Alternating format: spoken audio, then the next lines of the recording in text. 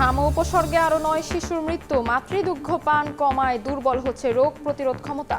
টিকা নিয়ে অন্তর্বর্তী সরকারের বিরুদ্ধে গাফিলতির অভিযোগের তদন্ত শুরু। এবার যুদ্ধ নির্বাচনী প্রতিশ্রুতি পূরণের। সরকার গঠনের পর নেতাকর্মীদের সঙ্গে প্রথম বৈঠক বিএনপি চেয়ারম্যানের। জনগণকে দেয়া অঙ্গীকার বাস্তবায়নে চাইলেন সহযোগিতা। আসছে বাজেটের আকার হতে পারে 9,30,000 কোটি টাকা। জিডিপি ও প্রবৃদ্ধি হারে 6%। লক্ষ্যমাত্রা বাস্তবমুখী বললেও বাস্তবায়নে সতর্ক থাকার পরামর্শ অর্থনীতিবিদের। সড়কে শৃঙ্খলা ফেরাতে চালু হচ্ছে RSPS। ট্রাফিক আইন ভাঙলেই কাটা পড়বে পয়েন্ট, বাতিল হবে লাইসেন্স। একতরফা সাজা চাপানোর অভিযোগ চালকদের, কার্যকারিতা নিয়ে প্রশ্ন।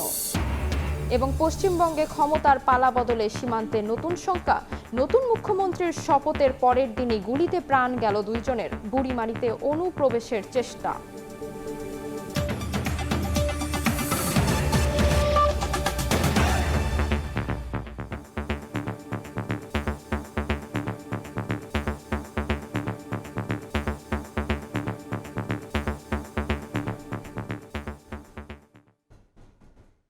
ভোরের সময়ের সঙ্গে আছি আমি তাজমিলা খান।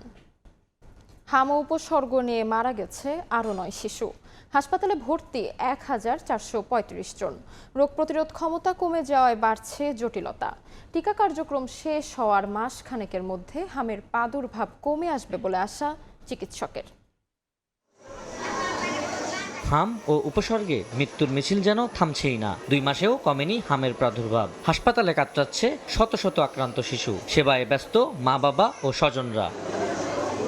হাসপাতালের প্রতিটি বেডেই শিশুদের আহাজারি, কান্না। প্রতিদিনই বাড়ছে রোগী, তবে কেউ কেউ সুস্থ হয়ে বাড়িও ফিরছে। প্রথমে ঠান্ডা কাশি ছিল, পরে গায়ে যে বিচির মতো উঠছে।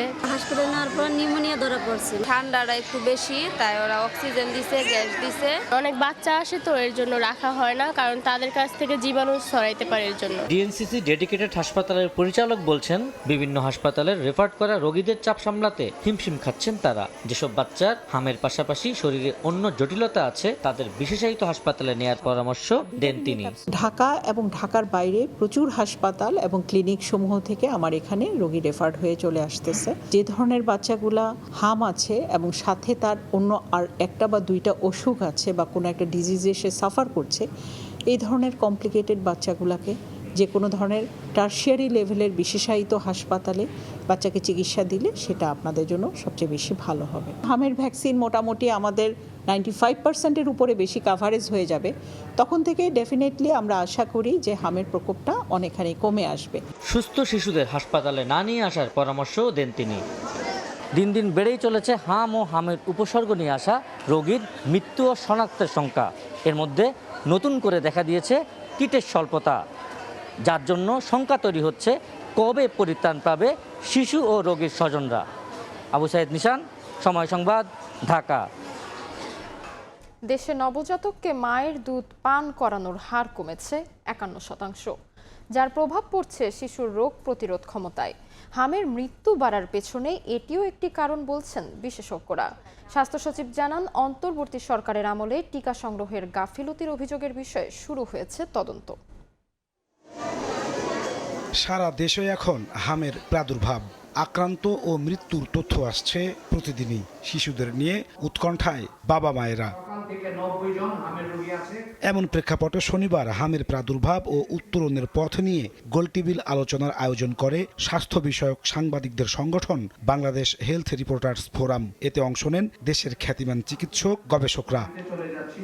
গবেষকরা জানান, 6 মাস থেকে 1 বছর বয়সী শিশুদের হামে আক্রান্ত হওয়ার সংখ্যা সবচেয়ে বেশি। তারা জানান, দেশে নবজাতককে বুকের দুধ পান করানোর হার কমেছে প্রায় অর্ধেক। এছাড়া গর্ভবতী মায়ের অপুষ্টির পাশাপাশি রয়েছে শিশুদের পুষ্টিকর খাবারের অভাবও, যার প্রভাব পড়েছে শিশুদের রোগ প্রতিরোধ ক্ষমতায়। 51% ব্রেস্ট ফিডিং, এবং ইভেন এটা আমাদের শুধু শহরে মাদের মধ্যে না, শহর গ্রাম প্রত্যেকটা মারাই। প্রায় 51% এখন সিজারিয়ান সেকশন হচ্ছে। তো সিজারিয়ান সেকশন যখন হয়, মায়ের ব্যথা থাকে, মা কিন্তু জন্মের পর ঠিক ওভাবে ব্রেস্ট মিল্কটা প্রডিউস করতে পারে না, সেটা একটা ব্যারিয়ার।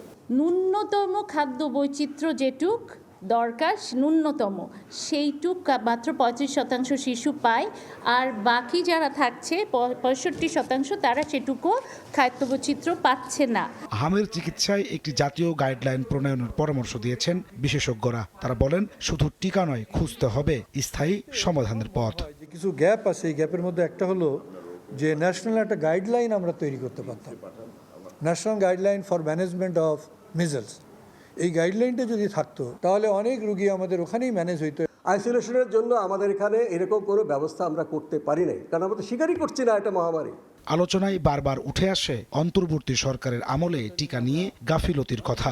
স্বাস্থ্য সচিব জানান, বিষয়টি নিয়ে তদন্ত শুরু হয়েছে। কেন এই টিকিট দেওয়া বন্ধ থাকলো, ওই সময় দায়িত্বে কারা ছিলেন, কাদের ভুল সিদ্ধান্তের জন্য এটা হলো, যদি তাদের ব্যাপারেও পদক্ষেপ নেওয়া না হয় এবং তাদের যদি দায় না নেন তারা, তাহলে ভবিষ্যতে এই ধারা অব্যাহত থাকবে। তদন্ত হবে, এটা আমাদের উপরে আস্থা রাখেন। আমরা কাজ করছি, তদন্তে উঠে আসবে, দেখবেন কেন আমাদের এই বাচ্চাগুলো আমরা হারালাম, কি কারণে। হামের প্রকোপ মোকাবিলায় সরকার সব ব্যবস্থা নিয়েছে বলে জানান স্বাস্থ্য অধিদপ্তরের মহাপরিচালক নাজমুস্তালেহি। সময় সংবাদ, ঢাকা। জনরায় পাওয়া বিএনপির ম্যানিফেস্টো এখন জনগণের। এবার যুদ্ধ প্রতিশ্রুতি পূরণের। অঙ্গীকার বাস্তবায়নে দলের সব পর্যায়ের নেতাকর্মীদের সহযোগিতা চাইলেন বিএনপি চেয়ারম্যান তারেক রহমান। সরকার গঠনের পর প্রথমবার দল ও 3 অঙ্গ সংগঠনের নেতাদের সঙ্গে মত বিনিময় সভা করেন প্রধানমন্ত্রী। 12 ফেব্রুয়ারি ত্রয়োদশ সংসদ নির্বাচনের পরে বিএনপির মাঠ পর্যায়ে নেতাদের সঙ্গে দলের চেয়ারম্যান ও প্রধানমন্ত্রী তারেক রহমানের প্রথম মতবিনিময় সভা, যেখানে যোগ দেন বিএনপি সহ 3 অঙ্গ সংগঠনের জেলা পর্যায়ের নেতারা। বক্তব্যে প্রধানমন্ত্রী বলেন, ফ্যাসিবাদ বিদায়ের যুদ্ধ শেষে এখন জনগণকে দেয়া প্রতিশ্রুতি পূরণের যুদ্ধ শুরু হয়েছে। যুদ্ধ একটি শেষ হয়েছে, এখন আরেকটি যুদ্ধ শুরু হয়েছে। কি সেই যুদ্ধ? সেই যুদ্ধটি হচ্ছে আমরা মানুষকে যে কমিটমেন্ট দিয়েছিলাম সেই কমিটমেন্টগুলোর বাস্তবায়ন করা। মানুষ আমাদের দলের পক্ষে, আমাদের ম্যানিফেস্টোর পক্ষে আমাদেরকে মানুষ সমর্থন দিয়েছে। যে নির্বাচনের আগের দিন পর্যন্ত এই ম্যানিফেস্টোটি ছিল বাংলাদেশ জাতীয়তাবাদী দলের ম্যানিফেস্টো। নির্বাচন হয়ে যাওয়ার পরে এবং ফলাফল বের হবার পরে, আমরা বিশেষ করে সরকার গঠন করার পরে ম্যানিফেস্টোটি আমাদের সরকারের তথা বাংলাদেশের জনগণের ম্যানিফেস্টোতে পরিণত হয়েছে। এই ম্যানিফেস্টোতে আমরা যা যা বলেছি, আমাদের সর্বোচ্চ দিয়ে সরকারকে চেষ্টা করতে হবে এই ম্যানিফেস্টোর বাস্তবায়ন করার জন্য। বিএনপির সব পর্যায়ের নেতাকর্মীদের সহযোগিতা ছাড়া জনগণকে দেয়া প্রতিশ্রুতি পূরণ করা সম্ভব নয় বলেও মন্তব্য করেন সরকার প্রধান। আমরা বলি বর্তমান সরকার বিএনপি সরকার, অর্থাৎ সরকার ঠিকই আছে কিন্তু বিএনপি সরকার। সেজন্য বিএনপি যদি সহযোগিতা না করে অনেক ক্ষেত্রেই সরকার সফল হতে পারবে না। এবং বিএনপির সফলতা তখনই নির্ভর করছে যখন আপনারা এখানে উপস্থিত প্রত্যেকটি মানুষ এবং আপনারা যাদেরকে নেতৃত্ব দিচ্ছেন তাদেরকে সাথে নিয়ে সরকারের পেছনে এসে না দাঁড়ান। তা এর বাইরেই হলে আমরা সরকারকে কাঙ্ক্ষিত লক্ষ্যে নিয়ে যেতে পারব না। দিনব্যাপী এই রুদ্ধদ্বার বৈঠকে দলের মহাসচিব মির্জা ফখরুল ইসলাম আলমগীর সহ উপস্থিত স্থায়ী কমিটির নেতারা। মুরসালিন হক জুনায়েদ, সময় সংবাদ, ঢাকা।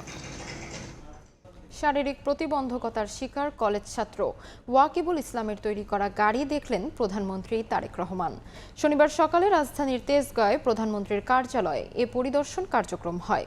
এ সময় প্রধানমন্ত্রী বাহনটিতে উঠে তার কার্যালয় এলাকা ঘুরে দেখেন। বাহনটি দেখার পর প্রতিবন্ধীদের জন্য আন্তরিকভাবে কাজ করার কথা জানান সরকার প্রধান। আরও স্বল্প খরচে নিরাপদ ও উন্নত মানের যানবাহন তৈরি করার বিষয়ে পরিকল্পনা নেওয়া হবে বলেও জানান প্রধানমন্ত্রী।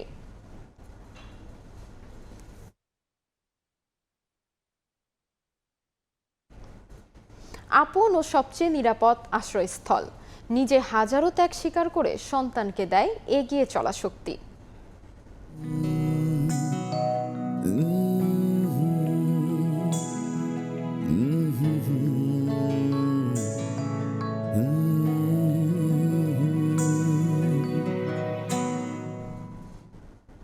শত কষ্টের মাঝেও হাসি মুখে থাকা মায়েদের নিয়ে প্রতিবেদন থাকছে সংবাদের শেষ অংশে। সংস্কার নিয়ে প্রতিশ্রুতি ভঙ্গ করেছে বিএনপি। রাজনীতিতে কূটনৈতিক সংলাপে এমন অভিযোগ করেছেন এনসিপির আহ্বায়ক নাহিদ ইসলাম। এদিকে জাপান সফর শেষে ঢাকায় ফিরে বিরোধী দলীয় নেতা ও জামাত ডাক্তার শফিকুর রহমান বলেছেন, গণভোটের রায় ও জুলাই সনদ বাস্তবায়ন চান প্রবাসীরাও। বর্তমান সংসদ সংবিধান সংস্কার পরিষদে পরিণত হবে এ বিষয়ে এখনও আশাবাদী জাতীয় নাগরিক পার্টি এনসিপি। শনিবার রাজধানীতে বিভিন্ন দেশের কূটনৈতিকদের নিয়ে এনসিপির সংলাপে এসব কথা বলেন বিরোধী দলীয় চিফ হুইপ ও এনসিপির আহ্বায়ক নাহিদ ইসলাম।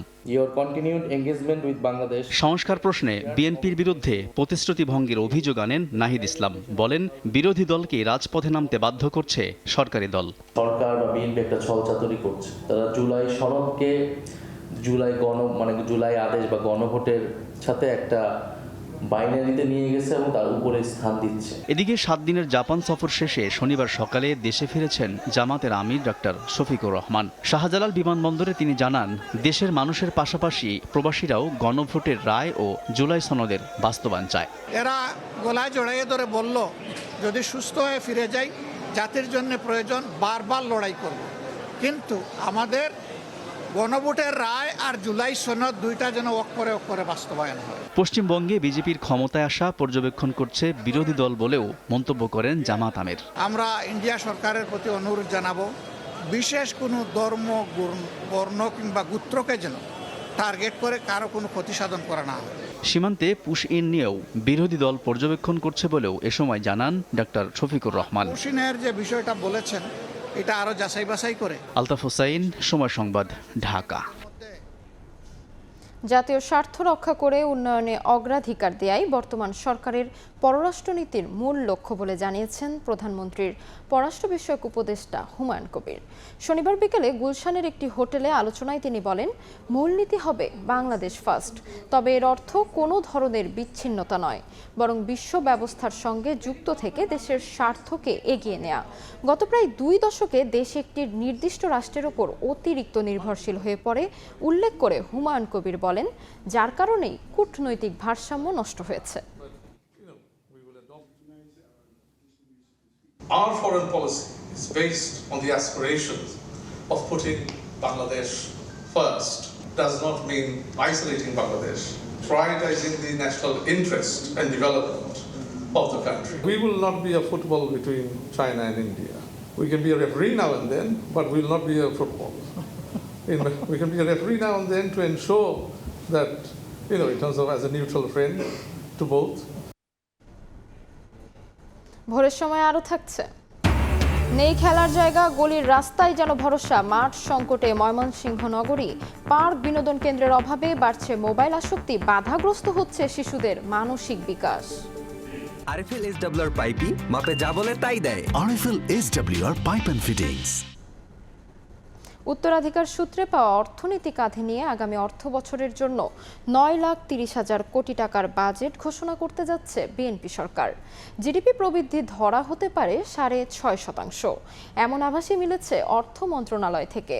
লক্ষ্যমাত্রাকে বাস্তবমুখী বললেও বৈশ্বিক নানা চ্যালেঞ্জের মুখে সম্প্রসারণমূলক বাজেট বাস্তবায়নে দক্ষতা দেখাতে না পারলে মূল্যস্ফীতি বাড়িয়ে তা অর্থনীতিকে অস্থিতিশীল করতে পারে বলেও সতর্ক করছেন অর্থনীতিবিদরা। কামরুল হাসান সবুজের রিপোর্ট। বেচাকেনার ব্যস্ততার মধ্যেই এই মুদি দোকানির নিরন্তর হিসাব কষে চলা, ভোক্তা চাহিদা মেটাতে পণ্য সরবরাহ ঠিক রাখতে কিভাবে আসবে অর্থের যোগান, সংকট মোকাবিলায় কতটুকু ভরতে পারবেন সঞ্চয় ভাণ্ডার, ঘাটতি পূরণে ভরসা রাখবেন কোথায়, আর পরিবারের সদস্যদের খরপোশ মেটাতেই বা ব্যয় করবেন কত টাকা। আয় ব্যয়ের হিসাব যদি আমি ঠিকমতো না করতে পারি, তাহলে আমার ব্যবসারও উন্নতি হবে না, আমার সংসারও ঠিকমতো চালাতে পারবো না। পরিকল্পনা যদি আমার ভালো না হয়, তাহলে আমার কোনো কাজে ভালো হবে না।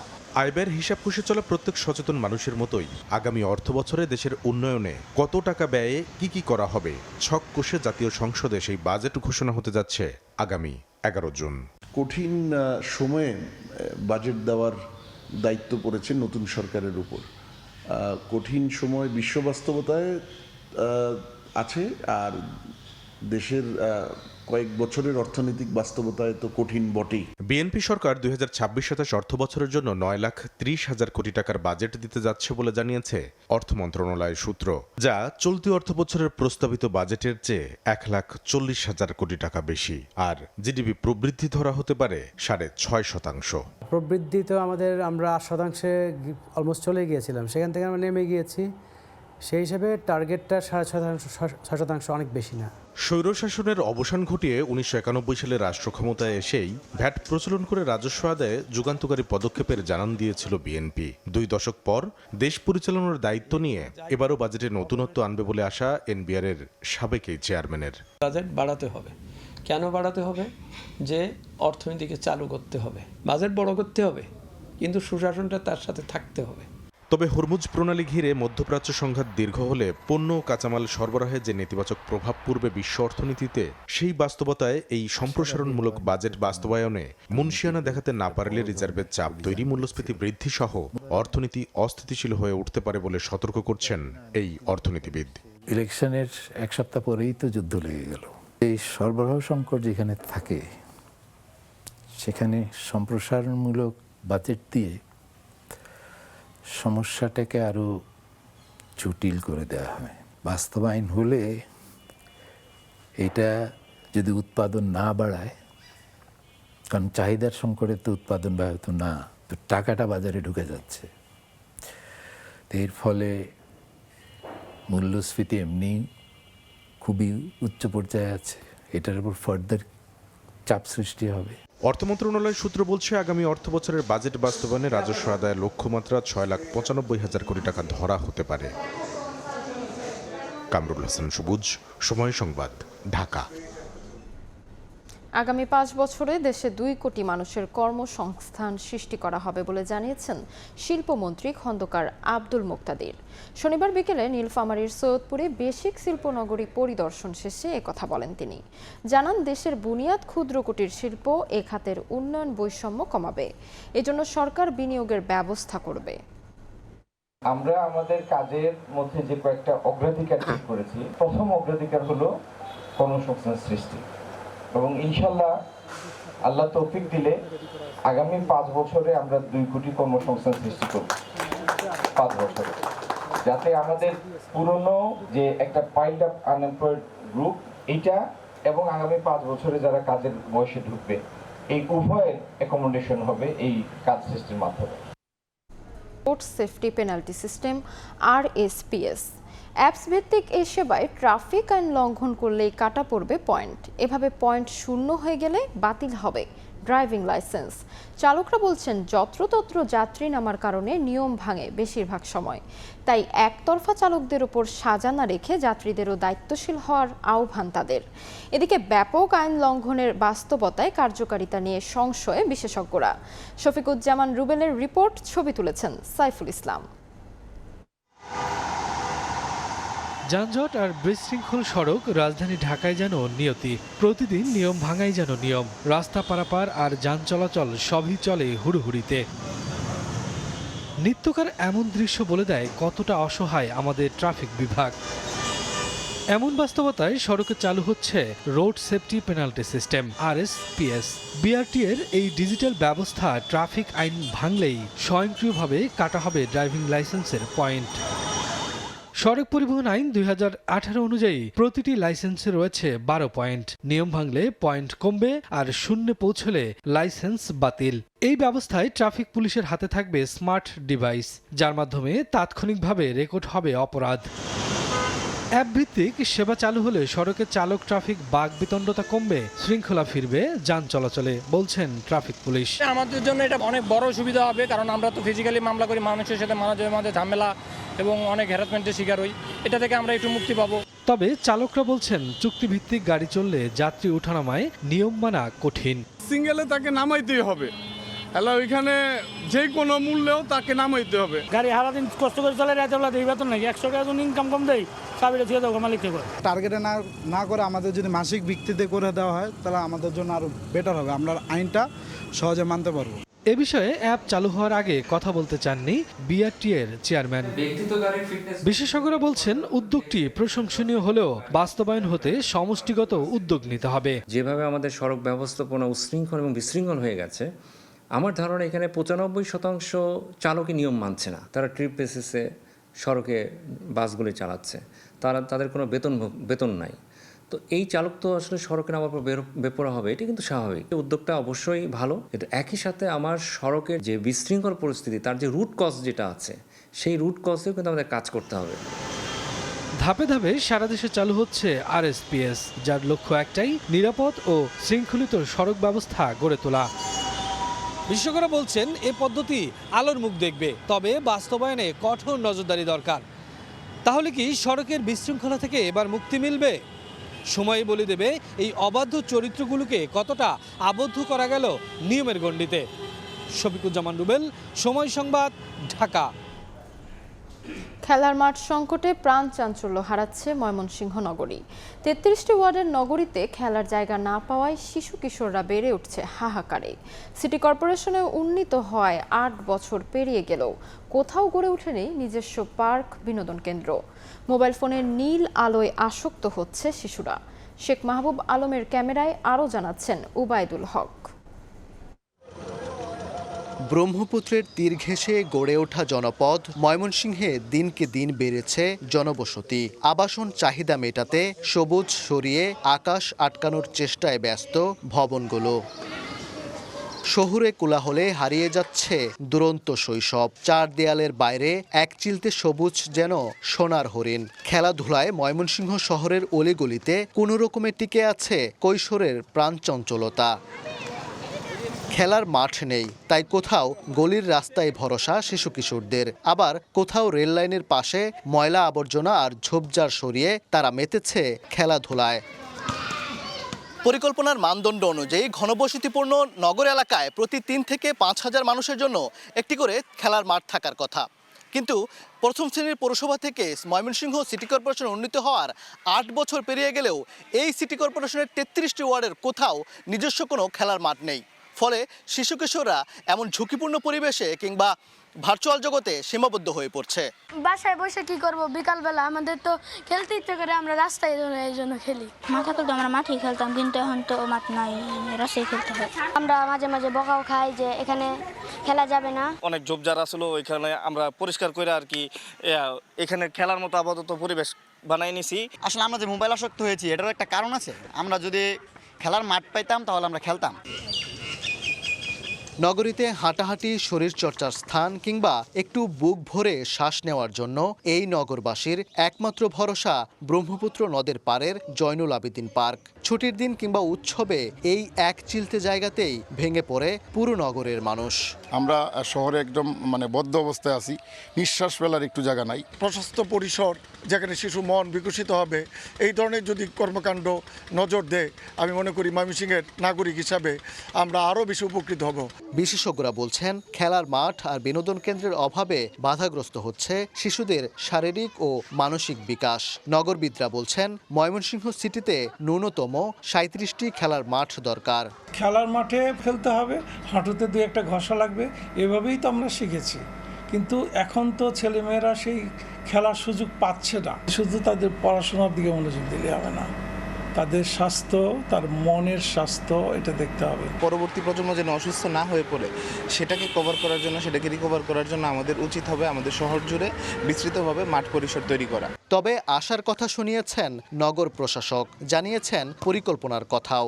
আমরা যে খালগুলো খনন করতেছি সেটা 2 পারে গাছ রুয়ে দিব, বসবার বেঞ্চ করে দিব, চেষ্টা করব ময়মনসিংহে সিটি কর্পোরেশন উদ্যোগে খেলার মাঠ করার জন্য। নিরাপদ খেলার মাঠ আর উন্মুক্ত বিনোদন কেন্দ্র একটি বাসযোগ্য নগরের অপরিহার্য অংশ, কিন্তু সেই মৌলিক সুযোগ থেকেই বঞ্চিত হচ্ছে ময়মনসিংহ নগরীর লাখো শিশু কিশোর।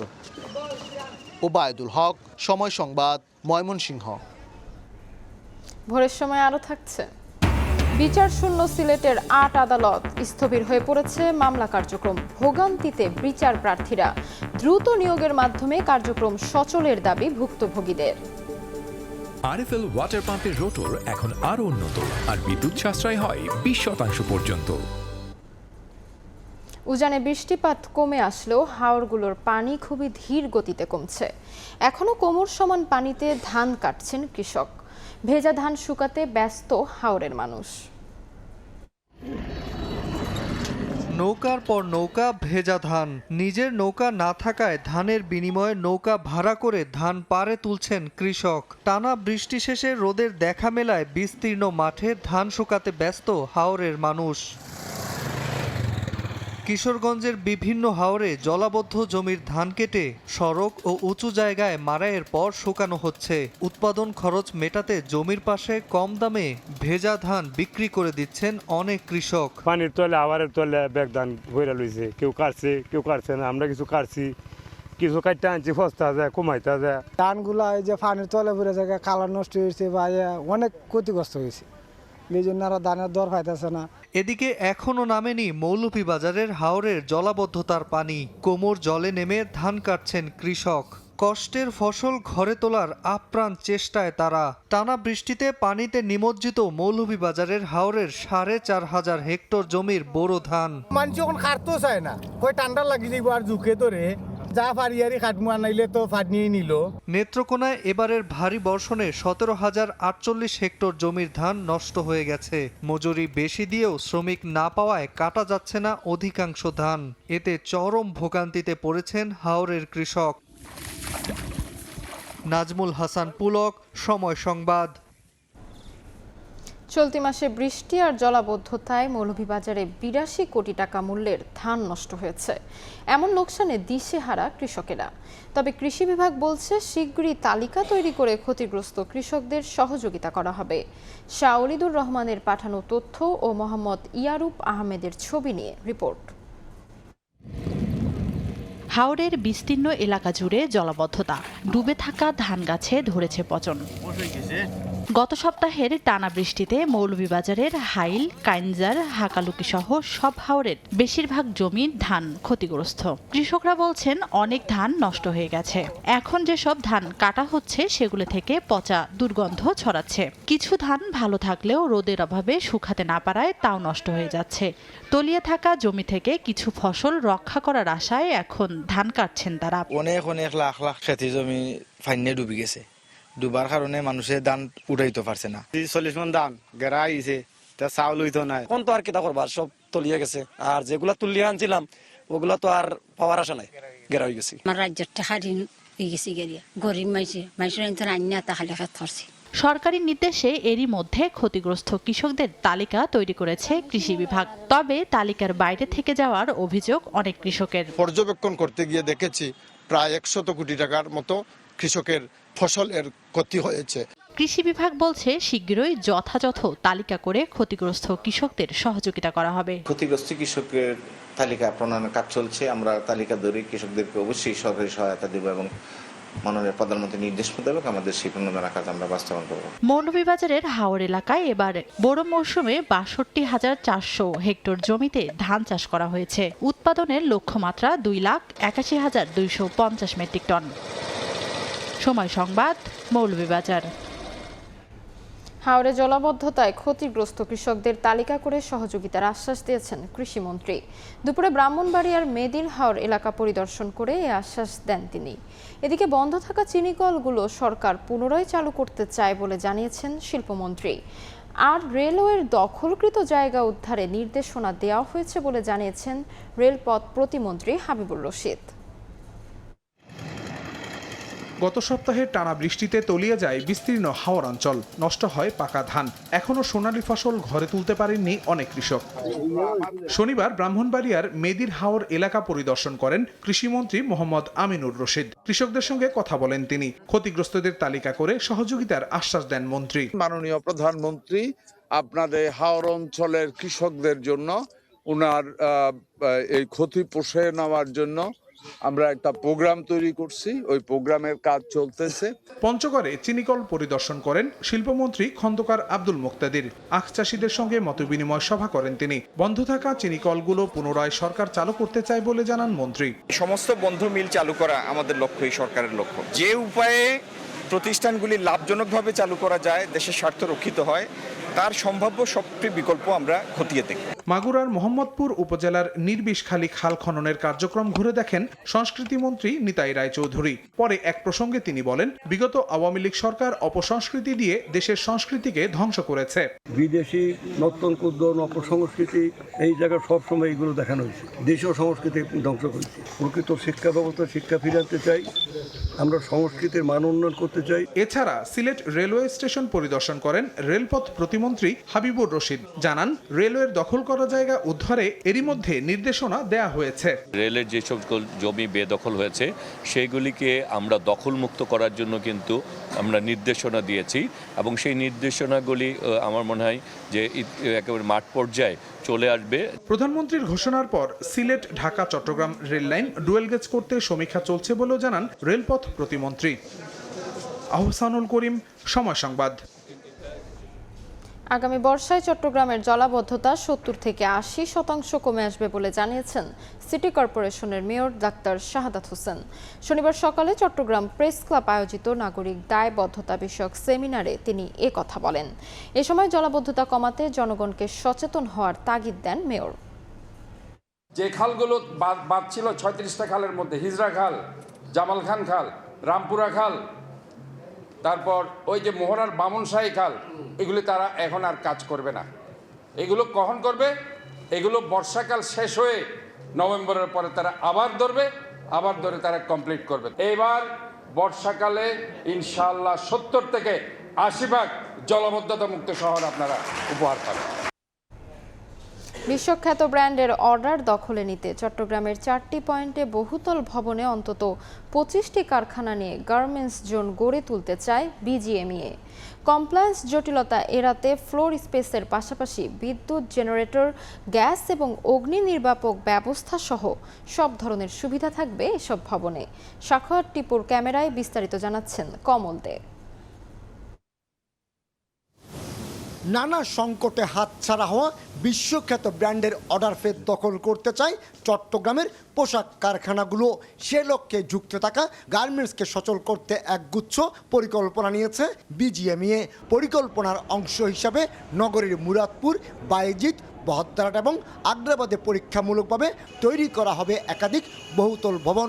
আর এসব ভবনে থাকবে প্রতিটি ফ্লোরে একটি করে কারখানা। কমপ্লাইড বিল্ডিং করে দেব।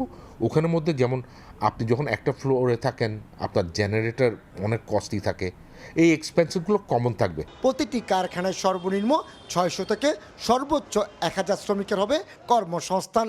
চট্টগ্রামের জেলা প্রশাসকের কাছে দেওয়া এক চিঠিতে বিজিএমইএ নগরীতে প্রতিটি জোনে 3 থেকে 5 একর জায়গা বরাদ্দ দেওয়ার আবেদন জানিয়েছে।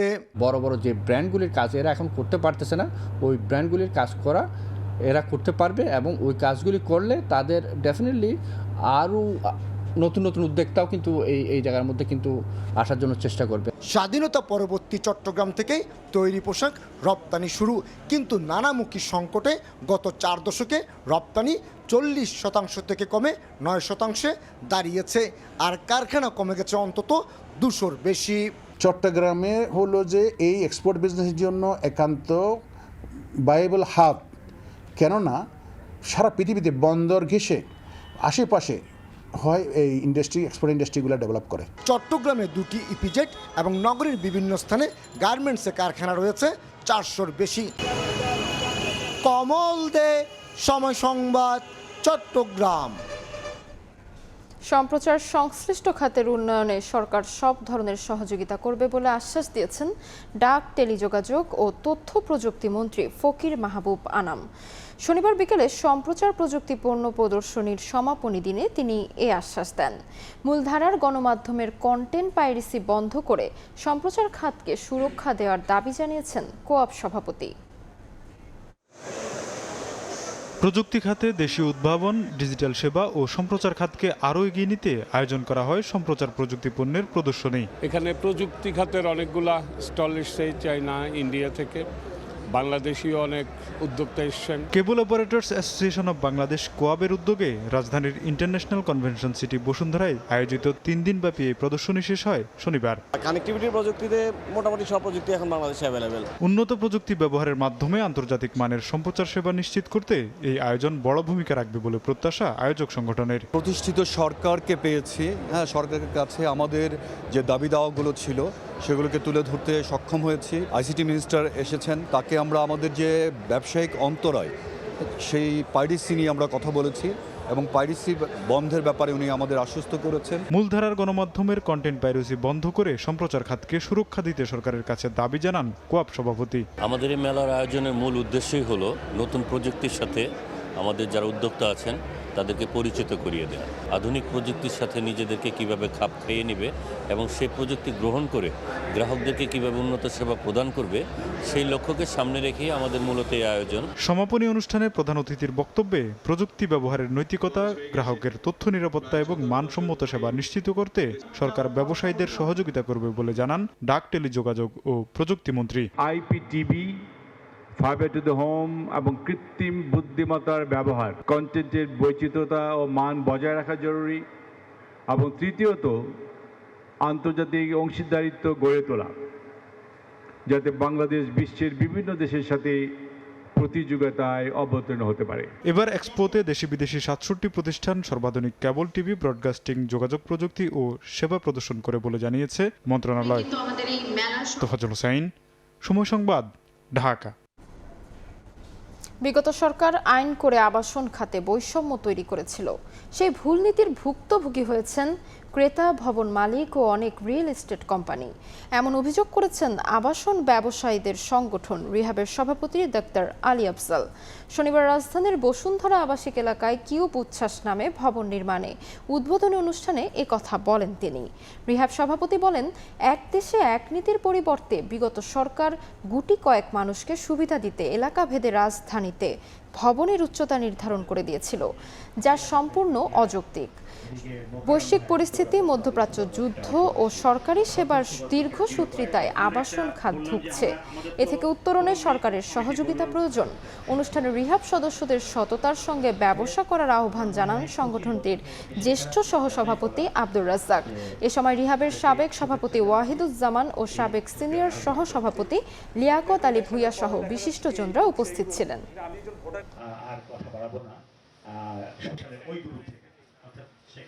রাষ্ট্রের কিছু নীতি সহায়তার অভাবে অথবা ভুল নীতির কারণে আমাদের অনেক ডেভেলপার সাফার করতেছে। ঢাকা শহরের কোনো কোনো এলাকায় আমাদের রিহাব মেম্বার, আমাদের বন্ধু, আমাদের ডেভেলপার, আমাদের ভাই মালিকের সাথে কন্ট্যাক্ট করেছেন। আগে মালিক আছেন বলে বলতেছি, মালিকের সাথে কন্ট্যাক্ট করেছে G+9। এখন সরকার সাডেনলি আইন করেছে এটা G+4 বেশি দিবে। এখন সমস্যাটা কিন্তু আমাদের না, সমস্যা হচ্ছে রাষ্ট্রের থেকে সাডেনলি একটা আইন করে দিয়েছে। এখন মালিকের সাথে আমার ডেভেলপারের সমস্যা তৈরি হচ্ছে। দেখছেন ভোরের সময়। মনের মতো ডিজাইন আর স্টাইলিশ কালেকশন, রিকেল ফার্নিচার, ফার্নিশ ইওর ড্রিম। এদিকে 15 এপ্রিল থেকে 11 জুন পর্যন্ত মাছ শিকারে নিষেধাজ্ঞা থাকায় বেড়েছে দাম। বিস্তারিত জানাতে হেতালিয়া বাদঘাট পাইকারি মাছের বাজারে আছেন সহকর্মী মনির হোসেন বাদল। সরাসরি যাচ্ছি তার কাছে। ইলিশ সহ সকল মাছের উৎপাদন বাড়াতে কিন্তু সমুদ্রে কিন্তু 58 দিন মাছ ধরা বন্ধ করেছে সরকার। আর যেহেতু জানেন যে এই পটুয়াখালী জেলা চারপাশে নদী এবং সমুদ্র দ্বারা বেষ্টিত, এই উপকূলীয় জেলা পটুয়াখালীতে বেশিরভাগই কিন্তু নদী এবং সমুদ্রের মাছের উপরেই নির্ভর করতে হয়। যেহেতু সমুদ্রে 58 দিন মাছ বন্ধ রয়েছে, এদিকে এপ্রিল এবং মার্চ এবং এপ্রিল এই 2 মাস কিন্তু জাটকা সংরক্ষণ থাকায় কিন্তু নদীতে মাছ ধরা বন্ধ ছিল। আর এদিকে 58 দিন মাছ ধরা বন্ধ রয়েছে বর্তমানে সমুদ্রে, যার কারণে এই যে মাছ না থাকায় এই মাছের প্রভাবটা কিন্তু পড়েছে পটুয়াখালীর সকল পাইকারি মাছের বাজারে। এই পটুয়াখালী পাইকারি মাছের বাজারে আমরা যে আজকে রয়েছি হেতালিয়া বাদঘাট, যে বড় পাইকারি মাছের বাজারে, এখানে কিন্তু সমুদ্রের মাছ নেই বললেই চলে। বেশিরভাগই মাছ কিন্তু এখানে চাষের মাছের উপরেই কিন্তু নির্ভর করতে হয়। আর এই চাষের মাছের দাম কিন্তু আমরা দেখছি যে এই যে 58 দিন মাছ ধরা বন্ধ থাকার কারণে কিন্তু মাছের কিন্তু সকল মাছের দামই কিন্তু এখানে বেড়ে গেছে। আমরা দেখতে পাচ্ছি যে পাঙ্গাস মাছ বিক্রি হতো 160 থেকে 70 টাকা কেজি, সেই পাঙ্গাস আজকে বাজারে পাইকারি ভাবে বিক্রি হচ্ছে 220 টাকা থেকে 250 টাকা কেজি। রুই মাছ আমরা দেখতে পাচ্ছি যে 300 থেকে 350 টাকা কেজি বিক্রি হচ্ছে। মানে প্রতিটা কেজিতেই মাছের দাম কিন্তু 40 থেকে 50 টাকার বেশি কিন্তু বৃদ্ধি পাচ্ছে। আর এই যে এখানে যারা ক্রেতারা আসছেন, এই ক্রেতারা কিন্তু আসলে এই মাছের দাম বৃদ্ধি পেয়ে তারা আসলে অনেকে মাছ না কিনে চলে যাচ্ছেন। তবে বিক্রেতারা বলছেন যে সমুদ্রে মাছ ধরা বন্ধ থাকার কারণে কিন্তু এই প্রভাবটা পড়েছে। যদিও নদীতে মাছ ধরা শুরু হয়েছে, নদীর মাছ এখনো আসতে শুরু করেনি, হয়তো কিছু কিছু আসছে। যদিও যা আসে বেশিরভাগই মাছ কিন্তু এখানে আসে অল্প, বেশিরভাগই রাজধানী ঢাকা সহ বিভিন্ন জায়গায় চলে যায়, যার কারণে এখানে কিন্তু সমুদ্রের মাছ না থাকার প্রভাবটা বেশি পড়ছে। আজকে আমরা দেখতে পাচ্ছি যে নদীর যে মাছ রয়েছে, ইলিশ মাছের যদি টাকা হয় তবুও কিন্তু ইলিশ মিলছে না তাদের, কারণ এখানে কিন্তু পায়রার যে ইলিশ, এক কেজি ইলিশ বিক্রি হচ্ছে কিন্তু 3 থেকে 3,500 টাকা, তাও কিন্তু মানুষ কিন্তু ইলিশ মাছ পাচ্ছে না। এই ছিল পটুয়াখালীর মাছের পাইকারি বাজার থেকে আমার কাছে সর্বশেষ। সরাসরি যুক্ত ছিলাম পটুয়াখালীর পাইকারি মাছের বাজার থেকে। মাদারীপুরে চিরনিদ্রায় শায়িত হলেন যুক্তরাষ্ট্রের নৃশংস হত্যার শিকার বাংলাদেশি শিক্ষার্থী নাহিদা সুলতানা বৃষ্টি। গ্রামের বাড়ি তার মরদেহ পৌঁছালে স্বজনেরা আর্তনাদে ভারী হয়ে ওঠে চারপাশ। এর আগে শাহজালাল বিমানবন্দরে মরদেহ হস্তান্তরের পর পররাষ্ট্র সচিব জানান, বৃষ্টির পরিবারের পাশে রয়েছে সরকার। জুলাই মাসে দেশে ফেরার কথা ছিল যুক্তরাষ্ট্রে উচ্চতর ডিগ্রি অর্জন করতে যাওয়া মেধাবী শিক্ষার্থী নাহিদা সুলতানা বৃষ্টির। তার আগে ঠিকই ফিরল, তবে লাশ হয়ে। এমন মৃত্যু কিছুতেই মেনে নিতে পারছেন না স্বজনেরা। বিকেলে বৃষ্টির নিজ গ্রাম মাদারীপুর সদরের চর গোবিন্দপুরে লাশ পৌঁছাতেই কান্নায় ভেঙে পড়েন স্বজনেরা। বৃষ্টিকে শেষবারের মতো এক নজর দেখতে ভিড় করেন পাড়া প্রতিবেশী ও ছোটবেলার খেলার সাথীরাও। বাদ আসর জানাজা শেষে দাদা দাদির কবরের পাশেই চিরনিদ্রায় শায়িত করা হয় বৃষ্টিকে। নির্দোষ বোন রে গেছে পড়তে, সেইখানে যে মারছে, তো সেই ক্ষেত্রে আমাদের সরকার এটা তো একটা পদক্ষেপ নেওয়া উচিত। দূরে যায় যদি এরকম দুর্ঘটনা ঘটে, এটা তো আমরা মাইনা নিতে পারি না। আমাদেরকে ছেড়ে একদম চিরতরে চলে যাবে, এটা আসলে আমাদের চিন্তার বাইরে ছিল। শনিবার সকালে রাজধানী ঢাকার হযরত শাহজালাল আন্তর্জাতিক বিমানবন্দরে বৃষ্টির খণ্ডিত মরদেহ পৌঁছালে পরিবারের কাছে হস্তান্তর করেন পররাষ্ট্র সচিব। জানান, বৃষ্টির পরিবারের পাশে রয়েছে সরকার। বৃষ্টির হত্যাকাণ্ডের সাথে অভিযুক্ত যারা, তাদের তদন্ত যাতে সুষ্ঠুভাবে হয় এবং পরবর্তীতে যাতে তাদের বিচার যথাযথভাবে হয়, সেই জন্য কাজ করে যাচ্ছে। ফ্লোরিডা ইউনিভার্সিটিতে পিএইচডি শিক্ষার্থী নাহিদা সুলতানা বৃষ্টি ও সহপাঠী জামিল আহমেদ লিমনকে গত 16 এপ্রিল খুন করে এক মার্কিন নাগরিক। 8 দিন পর লিমনের খণ্ডিত মরদেহ উদ্ধার করে যুক্তরাষ্ট্রের পুলিশ। 30 এপ্রিল উদ্ধার করা হয় বৃষ্টিরও খণ্ডিত লাশ। সঞ্জয় কর্মকার, অভিজিৎ, সময় সংবাদ। গাজীপুরে স্ত্রী, 3 মেয়ে ও শ্যালক সহ 5 জনকে গলা কেটে হত্যা করা হয়েছে। অভিযুক্ত ফোরকান মিয়া হত্যাকাণ্ডের খবর ফোন করে ছোট ভাইয়ের স্ত্রীকে জানিয়ে পালিয়ে যান। এ ঘটনায় জিজ্ঞাসাবাদের জন্য 2 জনকে আটক করেছে পুলিশ। শনিবার সকালে চিৎকার আর আর্তনাদ শুনে ঘুম ভাঙে গাজীপুরের কাপাসিয়া উপজেলার রাউতকোনা এলাকার বাসিন্দাদের। সবাই ছুটে আসেন ফোরকান মিয়ার বাড়িতে। বাড়িতে ঢুকেই হতভাগ সবাই। দেখতে পান 3 শিশুর গলাকাটা মরদেহ ঘরের মেঝেতে পাশাপাশি পড়ে আছে, আর মা শারমিন আক্তারের মরদেহ জানালার গ্রিলে হাত মুখ বাঁধা অবস্থায় ঝুলে আছে। অন্যদিকে শারমিনের ভাই রসুলের মরদেহ বিছানার উপর। স্বজনরা জানান, পেশায় প্রাইভেট কার চালক ফোরকান বছরখানেক আগে রাউতকোনা গ্রামের প্রবাসী মনির হোসেনের বাড়ির নিচতলায় ভাড়া নেয়। ঘটনার দিন সকাল 6:30টার দিকে শারমিনের ছোট ভাইয়ের স্ত্রী রাশিদাকে ফোন করে 5 জনকে হত্যার কথা জানিয়ে পালিয়ে যায় ফোরকান।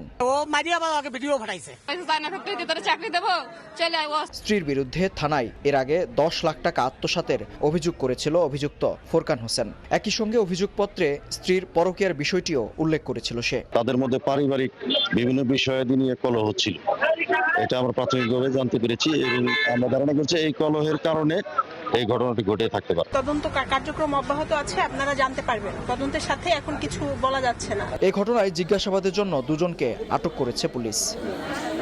মেহেদী হাসান, সময় সংবাদ, গাজীপুর। একই পরিবহনের চলন্ত 2 বাসের চালক কথা বলার সময় হারালো নিয়ন্ত্রণ। চট্টগ্রামের লোহাগড়ায় গাছের সঙ্গে ধাক্কা লেগে দুমড়ে মুচড়ে প্রাণ গেল 4 জনের। আহত 10 জনকে হাসপাতালে নেওয়া হয়েছে। পলাতক চালক হেলপারকে ধরতে অভিযান চালাচ্ছে পুলিশ। একই পরিবহনের চলন্ত 2 বাস, 2 চালক কথা বলার সময় হারালো নিয়ন্ত্রণ। দুমড়ে মুচড়ে প্রাণ গেল 4 জনের, আহত আরো 10 জন। স্থানীয়রা জানান মার্সা পরিবহনের একটি বাস চট্টগ্রাম যাচ্ছিল, একই সময়ে কক্সবাজার যাচ্ছিল একই কোম্পানির আরেকটি বাস। 2 চালক কথা বলতে গিয়ে নিয়ন্ত্রণ হারিয়ে মহাসড়কের 4 সিজন এলাকায় মুখোমুখি সংঘর্ষে রাস্তার দুপাশে গাড়ি দুটি ছিটকে পড়ে গাছে ধাক্কা দেয়। ঘটনাস্থলে এক নারীর মৃত্যু হয়। খবর পেয়ে ফায়ার সার্ভিস কর্মীরা সবাইকে উদ্ধার করে স্থানীয় হাসপাতালে পাঠালে চিকিৎসক আরো 3 জনকে মৃত ঘোষণা করেন। মার্সা যাবে, মার্সা আসবে, দুটোটা তো ম্যাচটা যদি অন্য কারো কারো থেকে তাহলে বলতো এর সাথে প্রতিযোগিতা আছে, সেই জন্য প্রতিযোগিতামূলক নিয়ে এরকম করতেছে। নেশা পানি করে ওরা গাড়ি চালায়, যেতে দিকে গাড়িটা চলার মধ্যে অ্যাক্সিডেন্টটা করে। আমরা ওই জায়গায় গিয়ে অ্যাক্সিডেন্টটা শুনি, কোন গাড়ি মার্সা গাড়ি না হয় এসেলাম, কিন্তু মার্সা গাড়ির শব্দটা বেশি আসে, কারণ এগুলো হচ্ছে ওদের গাড়ি চালকদের বেপরোয়ার কারণে। বেপরোয়া গতি দুর্ঘটনার কারণ বলে প্রাথমিক ধারণা পুলিশের। পলাতক চালক ও হেলপারকে ধরতে চলছে অভিযান। যার কারণে এবং গাড়িগুলো তারা প্রতিযোগিতামূলক চালায় এবং প্রতিযোগিতার কারণে অনেক সময়ই কিন্তু এখানে দুর্ঘটনা ঘটে। নিহত একজনের বাড়ি চট্টগ্রামের পটিয়ায়, 2 জনের ঝিনাইদহ ও আরেকজন ভোলার। পার্থপ্রতিম বিশ্বাস, সময় সংবাদ, চট্টগ্রাম। সিলেট জেলা ও দায়রা জজ আদালতের আওতায় 6টি ও মহানগরের 2টি আদালতে বিচারক নেই। এ অবস্থায় বিচারাধীন মামলাগুলো কার্যক্রম স্থবির হয়ে পড়েছে। চরম ভোগান্তিতে পড়েছেন বিচার প্রার্থীরা। তাই দ্রুত নিয়োগের মাধ্যমে বিচার কার্যক্রম স্বাভাবিক করার দাবি জানিয়েছেন ভুক্তভোগী ও সংশ্লিষ্টরা।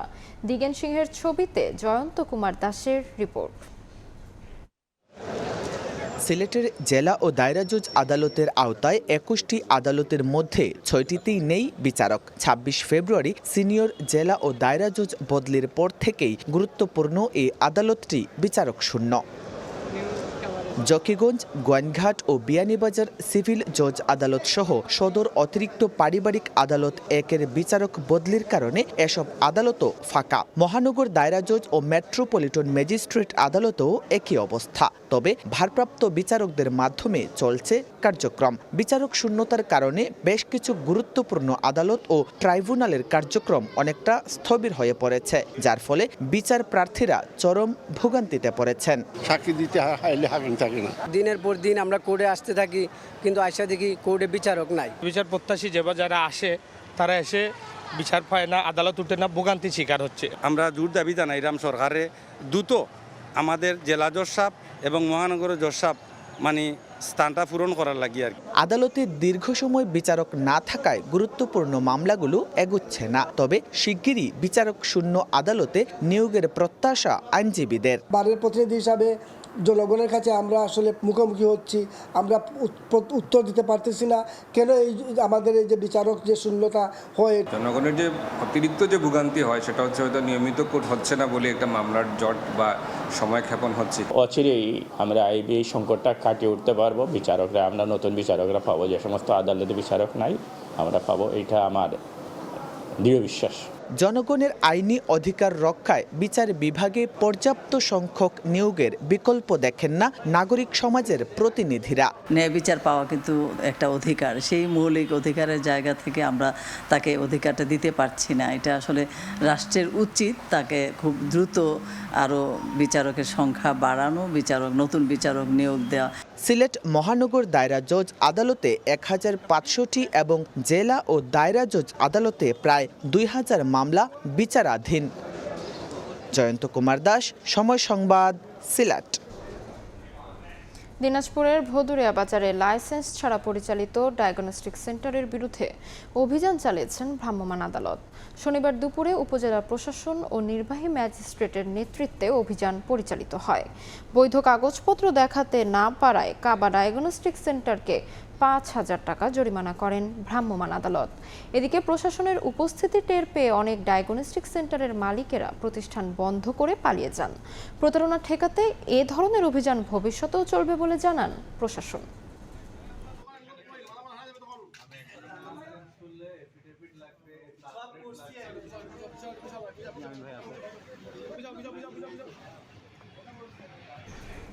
রাজশাহীতে শুরু হয়েছে সড়ক ও জনপদ বিভাগের অবৈধ স্থাপনা উচ্ছেদ অভিযান। শনিবার সকাল থেকে গোদাগাড়ির বিভিন্ন এলাকায় এই অভিযান চলে। এ সময় 2 শতাধিক স্থায়ী অস্থায়ী অবৈধ দোকান ও বসতবাড়ি ভেঙে ফেলা হয়। যদিও অনেকে এ সময় বাধা দেন, তবে ক্ষোভ প্রকাশ করে কেউ কেউ বলেন সময় না দিয়ে ভেঙে ফেলা হলো সব দোকানপাট। নোটিশ দেওয়ার কথাও স্বীকার করেন তারা। এদিকে রাজশাহী সড়ক ও জনপদ বিভাগের নির্বাহী প্রকৌশলী বলেন, বারবার নোটিশ দেওয়া হলো সড়ক ও জনপদের জায়গায় স্থায়ী অস্থায়ী দোকানপাট গড়ে তুলেছেন অনেকে। এ ধরনের অভিযান চলমান থাকবে বলেও জানান তিনি।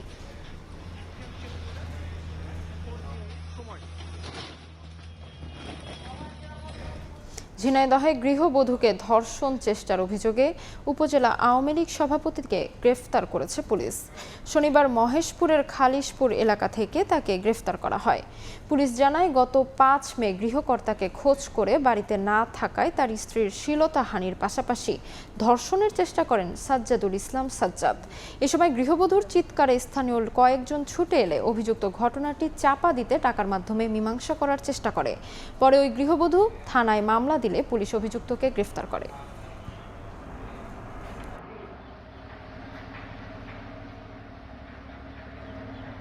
অনুসন্ধানে গভীর কূপ খনন যুগে বাংলাদেশ। প্রথমবার অনুসন্ধান চালানো হচ্ছে 5600 মিটার গভীরে। ব্রাহ্মণবাড়িয়ার তিতাস 31 কূপে চলছে চ্যালেঞ্জিং এই খনন কাজ। সাফল্য পেলে কূপটি থেকে দিনে মিলতে পারে 15 মিলিয়ন ঘনফুট গ্যাস। প্রকল্প এলাকা ঘুরে এসে রিপোর্ট করেছেন ফারুক ভুইয়া রবিন। জ্বালানি সন্ধানে আরেকটি ইতিহাস গড়ার পথে ব্রাহ্মণবাড়িয়ার নন্দনপুর। চীনা প্রতিষ্ঠান সিসিডিসির সহযোগিতায় চলছে তিতাস 31 কূপে বিপুল কর্মযজ্ঞ। দেশের অন্য সব কূপের তুলনায় এখানকার কার্যক্রম কিছুটা ভিন্ন। সাধারণত দেশের স্থলভাগে কূপ খনন চলে 2400 থেকে 4000 মিটার পর্যন্ত। কেবল ফেঞ্চুগঞ্জের একটি কূপে সর্বোচ্চ 4977 মিটার গভীরতায় খনন কাজের নজির রয়েছে। এবার সেই সীমা অতিক্রম করার লক্ষ্য জ্বালানি বিভাগের। তিতাস 31 কূপে মাটি থেকে 5600 মিটার গভীরতায় চলবে অনুসন্ধান কার্যক্রম। High pressure zone, over pressure zone আছে, এইটাকে মিটিগেট করে ড্রিলিং করাটাই হচ্ছে চ্যালেঞ্জ, এবং এইটাকে মিটিগেট করে ড্রিলিং করার মতো টেকনোলজি এখন আছে। ইনশাল্লাহ আমরা এগুলো ওভারকাম করে ড্রিলিংটা সম্পন্ন করতে পারবো। ডিসেম্বর নাগাদ তিতাস 31 কূপ খনন শেষ করার লক্ষ্য জ্বালানি বিভাগের। প্রকল্প সংশ্লিষ্টরা জানাচ্ছেন, ত্রিমাত্রিক ভূতাত্ত্বিক জরিপে কূপটিতে 2টি সেফ গ্যাসের মজুদ থাকতে পারে বলে প্রাথমিক ধারণা মিলেছে। অনুসন্ধান সফল হলে এখান থেকে দৈনিক 15 মিলিয়ন ঘনফুট হারে গ্যাস যুক্ত হবে জাতীয় গ্রিডে। 3700 মিটারের নিচে 4টা জোনটাকেই যদি আমরা সাকসেসফুল হয়ে যায়, তাহলে 2TCF এর মতো আরো রিজার্ভ বৃদ্ধির সম্ভাবনা রয়েছে। জ্বালানি বিভাগের আশা, নতুন কূপে সফলতা এলে কিছুটা হলেও কাটবে সংকট। তিতাস গ্যাস ক্ষেত্রের 31 নম্বর কূপে যতটা গভীরতায় গিয়ে জ্বালানি অনুসন্ধান কার্যক্রম চলছে, তা দেশের স্থলভাগে অন্য কোনো কূপের ক্ষেত্রে দেখা যায়নি। বিষয়টি একদিকে যেমন যথেষ্ট চ্যালেঞ্জিং, ঠিক একইভাবে এখান থেকে সফলতা পেলে তা দেশের জ্বালানি খাতের জন্য নতুন মাইল ফলক হবে বলে মনে করেন প্রকল্প সংশ্লিষ্টরা। ফারুক ভুইয়া রবিন, সময় সংবাদ, তিতাস গ্যাস ক্ষেত্র, ব্রাহ্মণবাড়িয়া।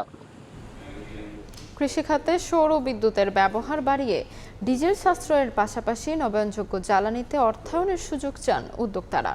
শনিবার বিসিআই আয়োজিত আলোচনায় সরকারের পক্ষ থেকে জানানো হয়, প্রাকৃতিক গ্যাসের মজুদ বাড়াতে উদ্যোগ নেওয়া হয়েছে। জোর দেওয়া হচ্ছে সবুজ জ্বালানি উৎপাদনেও।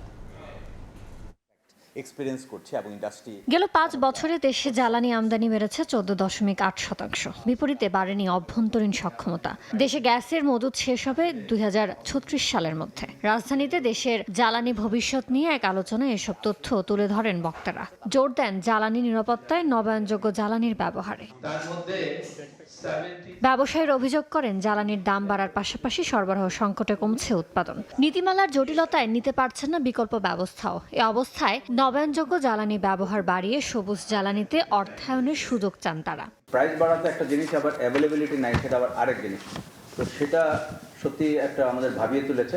যেহেতু বিদ্যুৎ আমাদের লাগবে, জ্বালানি আমাদের লাগবে, অতএব ট্রানজিশনের যে প্রক্রিয়া সহজ করা যায়, যেভাবে ট্রানজিশন আমরা যেতে পারবো এবং আমাদের জ্বালানির নিশ্চয়তা হবে, সভারেন হবে এবং আমাদের সিকিউরিটি পাবো এবং আমরা আনইন্টারপ্রেট পাওয়ার পর সেদিকে যেতে হবে। আমদানি নির্ভরতা থেকে বেরিয়ে নিজস্ব সক্ষমতা বাড়ানোর গুরুত্ব উঠে আসে আলোচনায়। Import dependent energy reality is a threat to national sovereignty, তাই না? এটা আমাদের এই যে এনার্জি ট্রানজিশনটা অ্যাকচুয়ালি উইল নট হ্যাপেন।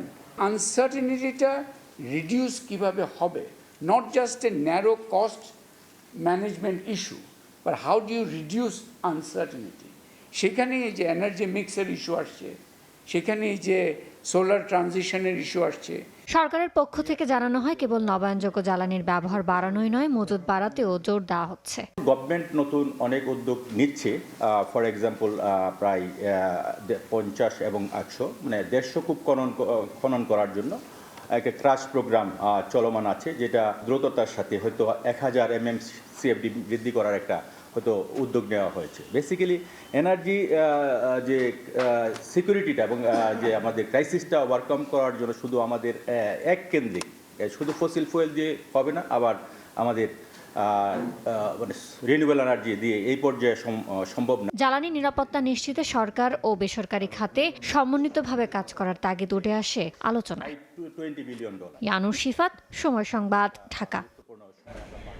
দেশের কারিগরি শিক্ষা ব্যবস্থাকে ঢেলে সাজাতে চায় সরকার। রাজধানীতে এক অনুষ্ঠানে শিক্ষামন্ত্রী বলেন, মানসম্মত শিক্ষা ব্যবস্থা গঠনে কাজ করছে সরকার। আর দেশের শিক্ষা ব্যবস্থায় বিশ্বমানের প্রযুক্তি যুক্ত করতে সরকারের প্রচেষ্টা অব্যাহত রয়েছে বলে জানান প্রধানমন্ত্রীর উপদেষ্টা মাহাদি আমিন।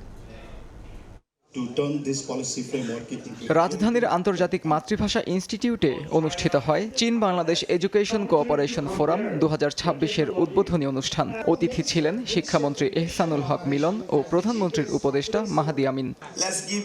মানসম্মত শিক্ষা ব্যবস্থা ও শিক্ষা প্রতিষ্ঠান গঠনে সরকার কাজ করছে বলে জানান শিক্ষামন্ত্রী। বলেন, কারিগরি শিক্ষা ব্যবস্থাকে ঢেলে সাজাতে চায় সরকার। কোয়ালিটি স্কুলের অভাব রয়েছে, অতএব সেই ক্ষেত্রে আমরা নতুন নতুন বিদ্যালয় প্রতিষ্ঠিত করা এবং কোয়ালিটি এডুকেশন করার আমাদের পরিকল্পনা রয়েছে। আজকের বিশ্বায়নের লেখাপড়ায় ওই জিপিএ A+-এর গুরুত্ব তেমন একটা নেই। তোমাদেরকে এমন শিক্ষায় নিয়ে যেতে হবে যেখানে উন্নত বিশ্বে প্রজেক্টের মধ্য দিয়ে ছোট শিশু থেকে বড় পর্যন্ত লেখাপড়া শেখানো হয়। চীনের সাথে টেকনিক্যাল ও জেনারেল এডুকেশন নিয়ে সরকার কাজ করছে জানিয়ে মন্ত্রী বলেন, শিক্ষাই হবে চীন বাংলাদেশ সম্পর্কের মূল ভিত্তি। আমরা চায়নার সাথে টেকনিক্যাল এবং জেনারেল এডুকেশনে আমরা টিচার্স ট্রেনিং প্রোগ্রামও হাতে নিচ্ছি। আমরা শিক্ষা ব্যবস্থা পরিবর্তন করার জন্য ইতিমধ্যেই কারিকুলাম চেঞ্জ করার ব্যবস্থাও আমরা করছি। মাননীয় প্রধানমন্ত্রীর নির্দেশে এই শিক্ষা ব্যবস্থাকে এগিয়ে নেওয়ার জন্য যা প্রয়োজন তা করব। এ সময় দেশের শিক্ষা ব্যবস্থায় বিশ্বমানের প্রযুক্তি যুক্ত করতে সরকারের প্রচেষ্টা অব্যাহত রয়েছে বলে জানান প্রধানমন্ত্রীর উপদেষ্টা মাহাদি আমিন। বলেন, শিক্ষার্থীদের গড়ে তুলতে হবে সুনাগরিক হিসেবে। আমাদের এই বাংলাদেশকে যদি আমরা সমৃদ্ধ করতে চাই, স্বনির্ভর করতে চাই, তাহলে আমাদের সবচেয়ে যেটা গুরুত্বপূর্ণ সেটা হচ্ছে তোমাদেরকে সুনাগরিক হিসেবে গড়ে তোলা। তোমাদের যার যেটা পড়তে ইচ্ছা করে তোমরা সেটা পড়াশোনা করবা। যদি কারো খেলাধুলা করতে পছন্দ হয় তাহলে আমাদের মাননীয় প্রধানমন্ত্রী জনাব তারেক রহমান বলেছেন তোমরা নতুন করে স্পোর্টসে পার্টিসিপেট করবে। তোমাদের যদি কারো কালচার বা গান কিংবা ড্রয়িং পছন্দ হয় তাহলে নতুন করে কালচারে পার্টিসিপেট করবা। বাংলাদেশের শিক্ষা ব্যবস্থার উন্নয়নে চীনের উদাহরণও তুলে ধরা হয় এই আয়োজনে। আত্মজ রহমান, সময় সংবাদ, ঢাকা। কোরবানির ঈদকে কেন্দ্র করে শেরপুরের পাহাড়ি এলাকায় প্রস্তুত করা হয়েছে 35,000-এরও বেশি পশু চাহিদা থাকায় এরই মধ্যে আসতে শুরু করেছেন পাইকাররা। প্রাণী সম্পদ বিভাগ বলছে, প্রাকৃতিক পরিবেশে বেড়ে ওঠা এসব পশু সম্পূর্ণ নিরাপদ। শহীদুল ইসলাম হীরার পাঠানো তথ্য ও বাবু চক্রবর্তীর ছবি নিয়ে রিপোর্ট। সকালে পশু ছেড়ে আসা হয় পাহাড়ে। সারাদিন পাহাড়ি এলাকায় প্রাকৃতিক চরণভূমিতে খায় ঘাসলতা পাতা। বিকেলে আবার ফিরিয়ে আনা হয় বাড়িতে। শেরপুরে শ্রীবদ্দী, ঝিনাইগাতি ও নলিতাবাড়ী উপজেলার সীমান্তবর্তী গারো পাহাড়ে সারা বছর পশু পালন করা হয় উন্মুক্তভাবে। সীমান্ত জুড়ে প্রায় 4,000 পরিবার 35,000-এর বেশি পশু প্রস্তুত করেছেন কোরবানি ঈদে বিক্রির জন্য। তবে চোরাই পথে ভারতীয় গরু দেশে এলে লোকসানের আশঙ্কা তাদের। এরই মধ্যে বিভিন্ন এলাকা থেকে পাইকাররা দেশি জাতের পশু কিনতে ভিড় করছেন শেরপুরে। এই পাহাড়ে এলাকায় গরু বছর পালি কোনো সার বিষ হাবি যাবি ইঞ্জেকশন ছাড়া। সকালে পাহাড় দিয়ে যায়, সারাদিন খাওয়ায়, আবার সন্ধ্যার সময় নিয়ে যায়। আর কোরবানির জন্য যে আমরা গরুটা পালি সেগুলো মাংস খুব স্বাদ লাগে, তার জন্য এগুলো চাহিদা বেশি। কিন্তু হঠাৎ করে যদি ইন্ডিয়ান এলচি গরুগুলা এই বাংলাদেশে ঢুকে তখন আমরা এই বাজার মূল্যটা আর পাই না। পাহাড়ের পরিবেশে প্রাকৃতিক উপায়ে পালন করা পশুর মাংস নিরাপদ ও স্বাস্থ্যসম্মত বলে জানিয়েছেন প্রাণী সম্পদ বিভাগ। ঝিনাইগাতি সীমান্তবর্তী অঞ্চলের এই দেশি গরুর সারগুলোর আরো চাহিদা বেশি থাকে, তো আমরাও মনে করি যে এই বছরও মানুষজন এই গরুগুলো কিনে কোরবানির স্বাচ্ছন্দ্য দিতে পারবে। প্রাণী সম্পদ বিভাগের তথ্য মতে এবার কোরবানির হাটের জন্য শেরপুরে প্রস্তুত করা হয়েছে প্রায় 92,000 পশু, আর স্থানীয় চাহিদা রয়েছে 63,000 পশুর। সময় সংবাদ, শেরপুর। জামালপুরে ব্রহ্মপুত্র ও যমুনা নদীর চরাঞ্চলে বেড়েছে ভুট্টার আবাদ। অন্য ফসল বাদ দিয়ে ভুট্টা চাষে ঝুঁকে পড়েছে অঞ্চলের চাষিরা। এতে জমির উর্বরতা নষ্ট হবার আশঙ্কা করছেন কৃষি কর্মকর্তা। জামালপুর থেকে জাহাঙ্গীর আলমের তথ্য, আবুল কালাম আজাদের তোলা ছবি নিয়ে রিপোর্ট। চরাঞ্চলের মাটি, অনুকূল আবহাওয়া, তুলনামূলক কম খরচে বেশি লাভ এবং কৃষি বিভাগের প্রণোদনা, সব মিলিয়ে জামালপুরে দিন দিন জনপ্রিয় হয়ে উঠছে ভুট্টা চাষ। জেলার মাদারগঞ্জ, মেলান্দহ, ইসলামপুর ও দেওয়ানগঞ্জে সবচেয়ে বেশি ভুট্টার আবাদ হয়েছে। ইতোমধ্যে আগাম জাতের ভুট্টা তোলা শুরু করেছেন চাষিরা। চাষিরা বলছেন প্রতি বিঘায় খরচ হয় 13 থেকে 14,000 টাকা, আর লাভ হয় প্রায় 40,000 টাকা।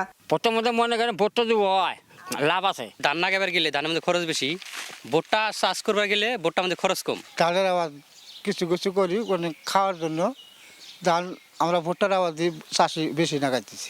মেলান্দহ উপজেলা কৃষি কর্মকর্তা বলছেন ভুট্টা চাষ করে আপাত দৃষ্টিতে লাভবান হলেও সুদূর প্রসারী ক্ষতির মুখে পড়বেন তারা, কারণ দীর্ঘ সময় এই ফসল চাষে মাটির উর্বরতা নষ্ট হয়। মাটির বুনট নষ্ট হয়ে যাবে, মাটির উর্বরতা নষ্ট হয়ে যাবে, মাটির যে প্রোডাক্টিভিটি এটা নষ্ট হয়ে যাবে। সেজন্য আমরা কৃষককে পরামর্শ দিই যে আপনার যে স্বাভাবিক যে জমিটা আছে যেখানে অন্যান্য ফসল ভালো হয় সেখানে ভুট্টা না করে আপনার সাধারণত চরের যে জমিগুলো আছে বা যে জমিতে অন্যান্য ফসল ভালো হয় না সেখানে আপনি ভুট্টা করেন। জেলা কৃষি বিভাগের তথ্য মতে এবছর জেলায় 27,000 হেক্টর জমিতে ভুট্টা চাষ হয়েছে, যা আগের বছরের তুলনায় 5,000 হেক্টর বেশি। সময় সংবাদ, জামালপুর। ভোরের সময় এই ছিল আমার কাছে। পরবর্তী সংবাদগুলো জানাতে যুক্ত হবেন সহকর্মী কাজল আব্দুল্লাহ।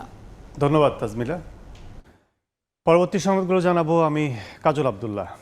দেখছেন ভোরের সময়, সঙ্গে থাকুন। সবজির দাম বিস্তারিত মহাস্থানগড় সবজির মোকামে আছেন সহকর্মী আব্দুল আউয়াল, যাচ্ছি তার কাছে।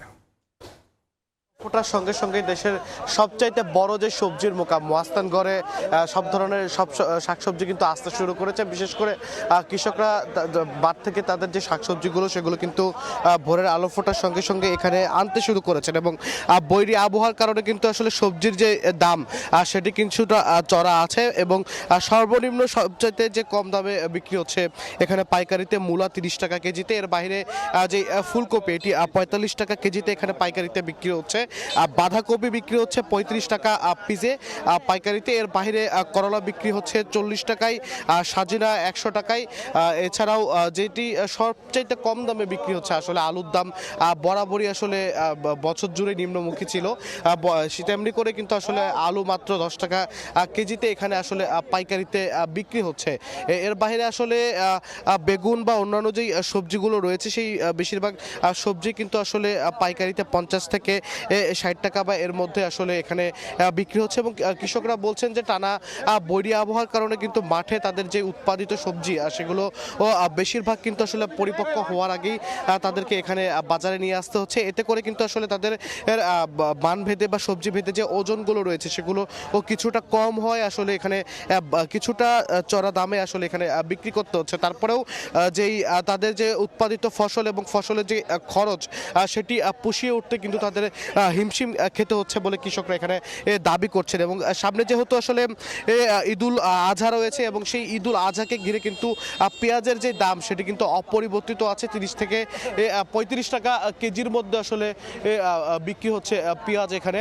এবং যে কাঁচা মরিচ সেটির ঝাঁজ কিছুটা আসলে বেড়েছে। কাঁচা মরিচ এর দাম পাইকারিতে আসলে 20 থেকে 30 টাকা বৃদ্ধি পেয়ে কিন্তু কাঁচামরিচ এখানে বিক্রি হচ্ছে মানভেদে 60 থেকে 80 80 টাকার মধ্যে, এবং যেই দাম কিন্তু আসলে খুচরা বাজারে আরও বেশি বৃদ্ধি পাচ্ছে। এর বাইরে এখান থেকে প্রতিদিন এখন প্রায় 50টি ট্রাকে করে উৎপাদিত যে সবজিগুলো রয়েছে সেগুলো কিন্তু দেশের বিভিন্ন প্রান্তে, রাজধানী ঢাকা সহ বিভিন্ন জায়গায় চলে যাচ্ছে। তো বগুড়া থেকে সবজির মোকাম নিয়ে এই ছিল আমার কাছে সর্বশেষ। পাইকারি সবজি বাজারের খবর জানতে এতক্ষণ সরাসরি ছিলাম বগুড়ায়। সঠিক বর্জ্য ব্যবস্থাপনা নিশ্চিত হলে সাধারণ মানুষের কাছ থেকে ময়লার বিল নেয়ার প্রয়োজন হবে না বলে মন্তব্য করেছেন জাতীয় নাগরিক পার্টি এনসিপির মুখপাত্র আসিফ মাহমুদ সজীব ভুঁইয়া। শনিবার রাতে দলের কেন্দ্রীয় কার্যালয়ে রাজনৈতিক কর্মশালায় এ মন্তব্য করেন তিনি। বলেন, স্থানীয় সরকারকে শক্তিশালী করা গেলে পানি, বর্জ্য, বিদ্যুৎ সহ বিভিন্ন সেবার সমন্বিত ব্যবস্থাপনা গড়ে তোলা সম্ভব। সুযোগ পেলে ভবিষ্যতে পানি ও বিদ্যুৎ বিনামূল্যে দেওয়ার পরিকল্পনার কথা জানান তিনি। রাষ্ট্র কাঠামো সংস্কারের প্রশ্নে এনসিপি আপোষ করবে না বলেও জানান আসিফ মাহমুদ। ওয়েস্ট একটা রিসোর্স এবং এই ওয়েস্ট প্রপারলি ম্যানেজমেন্ট করতে পারলে সিটি কর্পোরেশন, দুইটা সিটি কর্পোরেশন মিলিয়ে 1000 কোটি টাকা ইয়ারলি প্রফিট করা পসিবল এটা থেকে। হাউস হোল্ড থেকে 100 টাকা করে নেওয়ার তো আমার প্রয়োজন নাই, বরং আমি হাউস হোল্ডকে আরো টাকা দিতে পারবো যদি প্রপার ম্যানেজমেন্ট করা যায়। ইউটিলিটিস গুলো যদি লোকাল গভর্নমেন্টের সাথে সামনের দিনে কোঅর্ডিনেশনটা করে, আর যদি আমরা সুযোগ পাই, সেক্ষেত্রে শুধু ময়লার বিল তো একটা ছোট জিনিস, পানির বিল, বিদ্যুৎ বিলও ফ্রি করে দেওয়া পসিবল। বাসদের প্রতিষ্ঠাতা, আহ্বায়ক ও বর্তমান উপদেষ্টা খালিকুজ্জামানের জন্মদিন উপলক্ষে সংবর্ধনা অনুষ্ঠানের আয়োজন করেছে দলটি। শনিবার রাজধানীর সেগুনবাগিচায় আয়োজিত অনুষ্ঠানে বিভিন্ন রাজনৈতিক, সামাজিক ও সাংস্কৃতিক ব্যক্তিত্ব অংশ নেন। বক্তারা বাংলাদেশের গণতান্ত্রিক আন্দোলন, শ্রমিক কৃষকের অধিকার প্রতিষ্ঠার সংগ্রামে খালিকুজ্জামানের দীর্ঘ ত্যাগ ও অবদানের কথা তুলে ধরেন। বলেন, স্বৈরাচার বিরোধী আন্দোলন থেকে শুরু করে দেশের প্রগতিশীল রাজনীতির ধারাবাহিক সংগ্রামে খালিকুজ্জামান গুরুত্বপূর্ণ ভূমিকা পালন করেছেন। সাধারণ মানুষের অধিকারের পক্ষে তার অবস্থান নতুন প্রজন্মের জন্য অনুপ্রেরণা হয়ে থাকবে বলে মন্তব্য করেন তারা।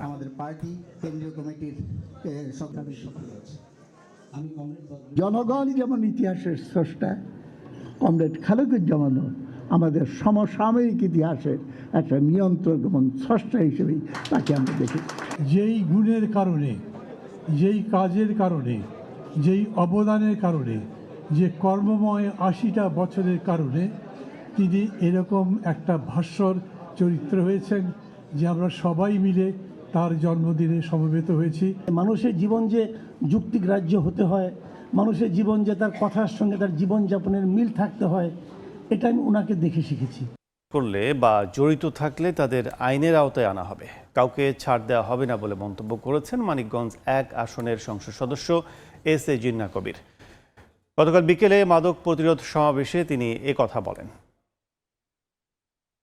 আইন শৃঙ্খলা বাহিনী যদি মাদকের বিরুদ্ধে ব্যবস্থা নেয়, কাউকে যদি গ্রেপ্তার করে, আবারও বলছি, আমি আমার কাছের কোনো নেতা যদি এই মাদকের পক্ষে আপনার কাছে কথা বলতে চায়, তাকে সবার আগে গ্রেপ্তার করে কারাগারে।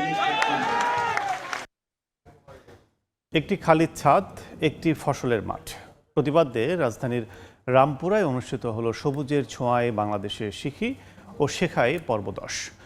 আলমগীর শিকদারের পরিচালনায় ঢাকা ও আশপাশের ছাদ বাগানিরা এতে অংশ নেন। অনুষ্ঠানে বাগানীদের নিরাপদ শাকসবজি, ফুল ও ফল উৎপাদনের বিভিন্ন দিক নির্দেশনা দেওয়া হয়। 2020 সাল থেকে প্রতি বছর শীতকালীন ও গ্রীষ্মকালীন দুটো ইভেন্ট আয়োজন করে থাকে সবুজের ছোঁয়ায় বাংলাদেশ। অনুষ্ঠান শেষে বাগানীদের মাঝে মৌসুমী সবজি বীজ এবং বিভিন্ন ফুল ও ফলের গাছ বিতরণ করা হয়।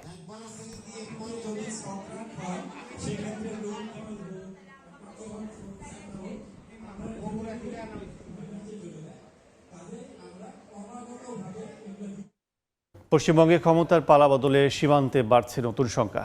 শুভেন্দু অধিকারী মুখ্যমন্ত্রী হিসেবে শপথ নেয়ার পরের দিনই সীমান্তে গুলিতে প্রাণ গেছে দুজনের। আর লালমনিরহাটের বুড়িমারিতে অনুপ্রবেশ ঠেকিয়েছে বিজিবি। বিশ্লেষকরা বলছেন, সীমান্তের ওপারে কঠোর হিন্দুত্ববাদী রাজনীতির উত্থানে উদ্বেগ আছে বাংলাদেশে। দিন মোহাম্মদ সাব্বিরের রিপোর্ট। শুভেন্দু অধিকারী ঈশ্বরের নামে শপথ করিতেছি যে 47-এর দেশভাগের পর প্রথমবার পশ্চিমবঙ্গের ক্ষমতার মসনদে গেরুয়া শিবির। তবে নির্বাচনের ফল প্রকাশের পরপরই কলকাতার নিউ মার্কেটে বুলডোজার দিয়ে সংখ্যালঘু মুসলমানদের ব্যবসা প্রতিষ্ঠান গুড়িয়ে দেওয়ার ছবি নজর কেড়েছে গোটা বিশ্বের। এছাড়াও বিভিন্ন স্থানে বিচ্ছিন্ন সহিংসতার ঘটনায় বাড়ছে নিরাপত্তা শঙ্কা। বিশেষ করে আসাম সহ বিজেপি শাসিত রাজ্যগুলোর অতীত অভিজ্ঞতায় সেই শঙ্কা আরও জোরালো হয়েছে। শপথ নেয়ার পর শুভেন্দু অধিকারী নীরব থাকলেও নির্বাচনী প্রচারে তার বাংলাদেশ বিরোধী বক্তব্য সেই উদ্বেগকে আরো বাড়িয়েছে। वार्ड नंबर 77 में जितना मुसलमान वोट देने के लिए निकला सब ममता को वोट दिया। বিশ্লেষকরা বলছেন সীমান্তের ওপারে কট্টর হিন্দুত্ববাদী রাজনীতির উত্থানে উদ্বেগ আছে বাংলাদেশে। ওপারে মুসলিম নির্যাতন বাড়লে তার প্রভাব পড়তে পারে এপারেও। যেহেতু হচ্ছে কি 3 লাখ ভোটার তারা এখনো হচ্ছে সেই লিস্টে জায়গা পাননি, এই 3 লাখ নাম্বারটাকে ব্যবহার করে একটা পুশিং করবার চেষ্টা হয় কিনা এবং সেটার একটা শঙ্কা আছে। ক্যাম্পেইনের সময় আমরা দেখেছি যারা বিভিন্ন ধরনের কথা বলেছেন এবং পরবর্তী সময়েও আমরা হচ্ছে গিয়ে এই নির্বাচনের বিজয়টাকে তারা যেভাবে আইডেন্টিফাই করবার চেষ্টা করছেন তার ফলে এই একটা শঙ্কার জায়গাটা থাকে। এটা তো কোনো ধরনের শিষ্টাচারের মধ্যে পড়ে না, কূটনীতির ধার ধারে না, এটা তো দুই দেশের পারস্পরিক সার্বভৌম সমতার সম্পর্কের প্রতি কোনো শ্রদ্ধাশীল আচরণ না। তবে রাজনৈতিক নীরবতার মধ্যেও সীমান্তে থামেনি অস্থিরতা। এরই মধ্যে শনিবার ব্রাহ্মণবাড়িয়ার কসবা সীমান্তে বিএসএফ এর গুলিতে এক বাংলাদেশির প্রাণ গেছে। এর আগে বুধবার লালমনিরহাটের বুড়িমারিতে অনুপ্রবেশের সময় এক ভারতীয় নাগরিকের পথ রোধ করে ফিরিয়ে দিয়েছে বিজিবি। সীমান্ত অস্থিতিশীল হলে শুধু বাংলাদেশ নয়, ভারতকেও এর নেতিবাচক পরিণতি ভোগ করতে হবে বলে মত বিশ্লেষকদের। আমাদের নিরাপত্তার জন্য এটা বড় একটা ধরনের হুমকি। সেই জন্য আমি মনে করি প্রথমত সীমান্ত সুরক্ষিত করতে হবে। এই জাতীয় কাজ করে তারা পার পাবে না, সেই জিনিসটা আমাদেরকে, এই মেসেজটা তাদের কাছে দিতে হবে। আমাদের সীমান্ত যেটা ভারত বাংলাদেশ দুই পক্ষেরই প্রয়োজন সেটা স্থিতিশীল থাকুক। আমাদের দুই প্রান্তের যে মানুষ রয়েছে জনগণের মধ্যে সম্পর্কের ভিত্তিটা আরও দৃঢ় হোক। এদিকে সীমান্ত পরিস্থিতি পর্যবেক্ষণে নজরদারি বাড়িয়েছে বর্ডার গার্ড বাংলাদেশ। সংস্থাটির দাবি, যে কোনো ধরনের অনুপ্রবেশ বা সীমান্ত ঘিরে যে কোনো অস্থিরতা মোকাবিলায় প্রস্তুত রয়েছে বিজিবি। দিন মোহাম্মদ সাব্বির, সময় সংবাদ। সামরিক সূত্র এটিকে যুদ্ধবন্ধে তেহরানের প্রতিক্রিয়ার অপেক্ষায় রয়েছে ওয়াশিংটন, এমনটাই জানিয়েছেন মার্কিন প্রেসিডেন্ট ডোনাল্ড ট্রাম্প। তবে এই সমঝোতার সম্ভাবনা কালো ছায়া হয়ে এসেছে ইরানের কঠোরপন্থী জেভেই পায়দারি বা এন্ডুরেন্স ফ্রন্ট। যুক্তরাষ্ট্রের সঙ্গে যে কোনো সমঝোতাকে আত্মসমর্পণ হিসেবে দেখছে তারা। হরমুজ প্রণালী ঘিরে যুক্তরাষ্ট্র ও ইরানের মধ্যে নতুন করে উত্তেজনা ছড়িয়ে পড়েছে। অবরোধ ভেঙে ইরানি বন্দরে প্রবেশের চেষ্টা করা তেলবাহী জাহাজে মার্কিন হামলায় কয়েকজন নিখোঁজ হয়েছেন বলে দাবি করে ইরানি সংবাদ মাধ্যম, যদিও স্থানীয় এক কর্মকর্তা সেই তথ্য অস্বীকার করেন। এদিকে হরমুজ এলাকায় আবারও সংঘর্ষ হতে পারে বলে সতর্ক করেছে ইরানের সামরিক সূত্র। তাদের দাবি, মার্কিন জাহাজ উপসাগরে প্রবেশ করলে কঠোর জবাব দেওয়া হবে। উত্তেজনার মধ্যে মার্কিন প্রেসিডেন্ট ডোনাল্ড ট্রাম্প জানিয়েছেন যুদ্ধ বন্ধে ইরানের প্রতিক্রিয়ার অপেক্ষায় রয়েছে ওয়াশিংটন। ওয়াল স্ট্রিট জার্নালের তথ্য অনুযায়ী পাকিস্তানের মধ্যস্থতায় দুই দেশ 14 দফার একটি সমঝোতা স্মারক তৈরির চেষ্টা করছে, যেখানে ইরানের পারমাণবিক কর্মসূচি, হরমুজ প্রণালীর নিরাপত্তা এবং নিষেধাজ্ঞা শিথিলের মতো গুরুত্বপূর্ণ বিষয় রয়েছে। তবে নিষেধাজ্ঞা প্রত্যাহার ও নিরাপত্তা নিশ্চয়তা নিয়ে এখনো বড় মত পার্থক্য রয়ে গেছে। কূটনৈতিক এই প্রচেষ্টার বিরুদ্ধে সবচেয়ে বেশি সক্রিয় হয়ে উঠেছে ইরানের কট্টরপন্থী জেভি পায়দারি বা এন্ডুরেন্স ফ্রন্ট। 1979 সালের ইসলামিক বিপ্লবের আদর্শকে রক্ষার দাবি করা এই গোষ্ঠী যুক্তরাষ্ট্রের সঙ্গে যে কোনো সমঝোতাকেই আত্মসমর্পণ হিসেবে দেখছে বলে উঠে এসেছে CNN-এর প্রতিবেদনে। এমনকি তারা আলোচনায় অংশ নিয়ে ইরানি কর্মকর্তাদেরও প্রকাশ্যে সমালোচনা করছেন। ইরানের নতুন নেতৃত্ব ঐক্যের বার্তা দিলেও এই গোষ্ঠী দেশটির ভেতরে বিভক্তি আরও স্পষ্ট করে তুলছে। যুক্তরাষ্ট্রের জাতীয় সন্ত্রাসবাদ বিরোধী সেন্টারের সাবেক প্রধান জো কেন্ট জানান, যুক্তরাষ্ট্র ও ইসরায়েল ইরানের বিরুদ্ধে যুদ্ধ শুরুর আগেই মার্কিন গোয়েন্দা সংস্থাগুলো জানত যে তেহরান কোনো পারমাণবিক অস্ত্র তৈরি করছে না। তবে তেল আবিবের ছড়ানো মিথ্যা তথ্য ও নেতানিয়াহু সরকারের উস্কানিতে হোয়াইট হাউস হামলার সিদ্ধান্ত নেয়। এ বিষয়ে প্রেসিডেন্ট ডোনাল্ড ট্রাম্পকে লেখা একটি চিঠি জো কেন্ট এক্সে শেয়ার করেন। তবে তার এ দাবিকে মিথ্যা আখ্যা দিয়ে উড়িয়ে দেয় হোয়াইট হাউস। সাদিয়া তাসনিম, সময় সংবাদ। হরমুজ প্রণালীতে উত্তেজনায় বড় ধরনের বাধার মুখে কোরীয় রুটে অনিশ্চয়তায় বাড়ায় এবার সিরিয়ার বন্দর ব্যবহার করে বিকল্প পথে তেল পাঠানো শুরু করেছে বাগদাদ। ট্রাক যোগে ইরাকি তেল পৌঁছে দেওয়া হচ্ছে ভূমধ্যসাগরীয় উপকূলে, যেখান থেকে জাহাজে যাচ্ছে আন্তর্জাতিক বাজারে। বিশ্লেষকরা বলছেন মধ্যপ্রাচ্যের সংঘাত এখন শুধু নিরাপত্তা নয়, বৈশ্বিক জ্বালানি বাণিজ্যের রুটও বদলে দিচ্ছে। মধ্যপ্রাচ্যের চলমান সংঘাত এবং হরমুজ প্রণালী ঘিরে উত্তেজনার সরাসরি প্রভাব পড়েছে ইরাকের তেল রফতানিতে। অঞ্চল জুড়ে জাহাজ চলাচলের ঝুঁকি বাড়ায় দেশটির রফতানি উল্লেখযোগ্যভাবে কমে গেছে। পরিসংখ্যান অনুযায়ী ফেব্রুয়ারিতে যেখানে প্রায় 10 কোটি ব্যারেল অপরিশোধিত তেল রফতানি করেছিল ইরাক, মার্চে তা নেমে আসে মাত্র 1,86,00,000 ব্যারেলে। এই ধাক্কা সামাল দিতেই বিকল্প রুটে তেল পাঠানোর সিদ্ধান্ত নিয়েছে বাগদাদ। ইরাকের রাষ্ট্রীয় তেল বিপণন সংস্থা সোমো এপ্রিল থেকে জুন পর্যন্ত পরীক্ষামূলকভাবে প্রতি মাসে প্রায় 6,50,000 টন ফুয়েল অয়েল সিরিয়ার মাধ্যমে রপ্তানির চুক্তি করেছে। এই ব্যবস্থায় ইরাকের বসরা ও বাগদাদ অঞ্চল থেকে ট্যাঙ্কার ট্রাকে করে তেল নেওয়া হচ্ছে সিরিয়ার বানিয়াস বন্দরে। ভূমধ্যসাগরীয় উপকূলে থাকা ওই বন্দর থেকে পরে জাহাজে করে আন্তর্জাতিক বাজারে পাঠানো হচ্ছে জ্বালানি। ইরাক ও সিরিয়ার সরকারের মধ্যে চুক্তি হওয়ার পর ইরাকের অয়েল মার্কেটিং কোম্পানি আল ওয়ালিদ সীমান্ত দিয়ে প্রতিদিন শত শত তেলবাহী ট্যাঙ্কার সিরিয়ায় পাঠানো শুরু করে। এসব ট্যাঙ্কারে ইরাকি তেল নিয়ে সিরিয়ার বানিয়াস বন্দরে যাওয়া হয়। এই রুটে নিয়মিত তেল পরিবহন করছেন শত শত ট্রাক চালক। তাদের দাবি, ইরাক সিরিয়া দুই দেশই নিরাপত্তা ও পরিবহন সুবিধা নিশ্চিত করছে। প্রতিদিনই প্রায় 500 থেকে 600 ট্যাঙ্কার ট্রাক আল ওয়ালিদ সীমান্ত পেরিয়ে সিরিয়ায় প্রবেশ করছে। এমনকি ট্রাফিক ব্যবস্থাপনাও এখানে অনেক বেশি সংগঠিত। আমি সিরিয়ায় তেল পরিবহনকারী ট্রাক চালাই। ইরাক ও সিরিয়া উভয় সীমান্ত ক্রসিংয়ে যান চলাচল স্বাভাবিক ও সুসংগঠিত, এমনকি সড়কেও কোনো সমস্যার সম্মুখীন হতে হয় না। বিশ্লেষকদের মতে মধ্যপ্রাচ্যের সংঘাতের কারণে হরমুজ প্রণালীর উপর অতিরিক্ত নির্ভরতা কমাতে এখন বিকল্প জ্বালানি করিডর তৈরির চেষ্টা করছে ইরাক, যা জ্বালানি বাণিজ্যের ভূরাজনৈতিক মানচিত্রেও বড় প্রভাব ফেলতে পারে বলে মনে করছেন তারা। নাসরিন রুমি, সময় সংবাদ। চলমান যুদ্ধবিরতির মধ্যেই ইসরায়েলের সামরিক অভিযানে লেবাননে অন্তত 19 জন বেসামরিক নাগরিক নিহত হয়েছেন। পাল্টা হামলায় 3 ইসরায়েলি সেনা নিহতের কথা জানিয়েছে নেতানিয়াহু বাহিনী। এদিকে অ্যাম্বুলেন্স ও সাংবাদিকদের ওপর তেল আবিবের হামলার নিন্দা জানিয়েছে ইউরোপীয় ইউনিয়ন। লেবাননের দক্ষিণাঞ্চলের টাইর শহর জুড়ে আবারও বিস্ফোরণের শব্দ। স্থানীয় সময় শনিবার অঞ্চলটিতে একের পর এক বিমান হামলা চালায় ইসরায়েল। টাইরের কাছে বুদিয়াস, নাবাতিয়ে, বিনতে জবিল ও সাইদার বিভিন্ন এলাকায় হামলার খবর পাওয়া গেছে। সবচেয়ে ভয়াবহ হামলাগুলোর একটি হয় সাকসাকিয়ে এলাকায়, যেখানে বাস্তুচ্যুত মানুষদের আশ্রয় দেয়া একটি ভবনে অভিযান চালানো হয়। এছাড়া সাদিয়াত, নাহরাইন, হাবুস ও মেফতুন এলাকাতেও প্রাণহানির খবর পাওয়া গেছে। ধ্বংসস্তূপে আটকে পড়াদের উদ্ধারে কাজ করছে লেবাননের সিভিল ডিফেন্স। অন্যদিকে পাল্টা হামলা অব্যাহত রেখেছে হিজবুল্লাহ। সংগঠনটি দাবি করেছে তারা দক্ষিণাঞ্চলের বিভিন্ন এলাকায় ইসরায়েলি অবস্থান লক্ষ্য করে গোলাবর্ষণ ও ড্রোন হামলা চালিয়েছে। নেতানিয়াহু বাহিনীর দাবি, সীমান্তের কাছে হিজবুল্লাহর একটি ড্রোন বিস্ফোরণে 3 সেনা আহত হয়েছে, যাদের একজনের অবস্থা আশঙ্কাজনক। একই সঙ্গে দক্ষিণ লেবাননে অভিযান চালানো সেনাদের লক্ষ্য করে একাধিক প্রজেক্টাইল ছোড়ার কথাও জানিয়েছে তেল আবিব।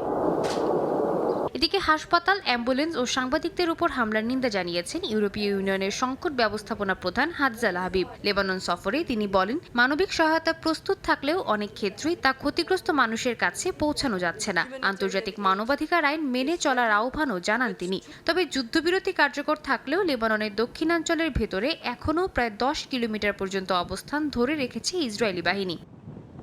এই উত্তেজনার মধ্যেই আগামী 14 ও 15 মে ওয়াশিংটনে দ্বিতীয় দফা ইসরায়েল লেবানন আলোচনা আয়োজনের ঘোষণা দিয়েছে যুক্তরাষ্ট্র। তবে বৈরুত বলছে, আলোচনা শুরুর আগে ইসরায়েলকে হামলা বন্ধ করতে হবে। বিশ্লেষকদের মতে, চলমান হামলা পাল্টা হামলার মধ্যে যুদ্ধবিরতি ধরে রাখা ক্রমেই কঠিন হয়ে উঠছে এবং পরিস্থিতি আবারও পূর্ণমাত্রার সংঘাতে রূপ নিতে পারে। সাদিয়া তাসনিম, সময় সংবাদ।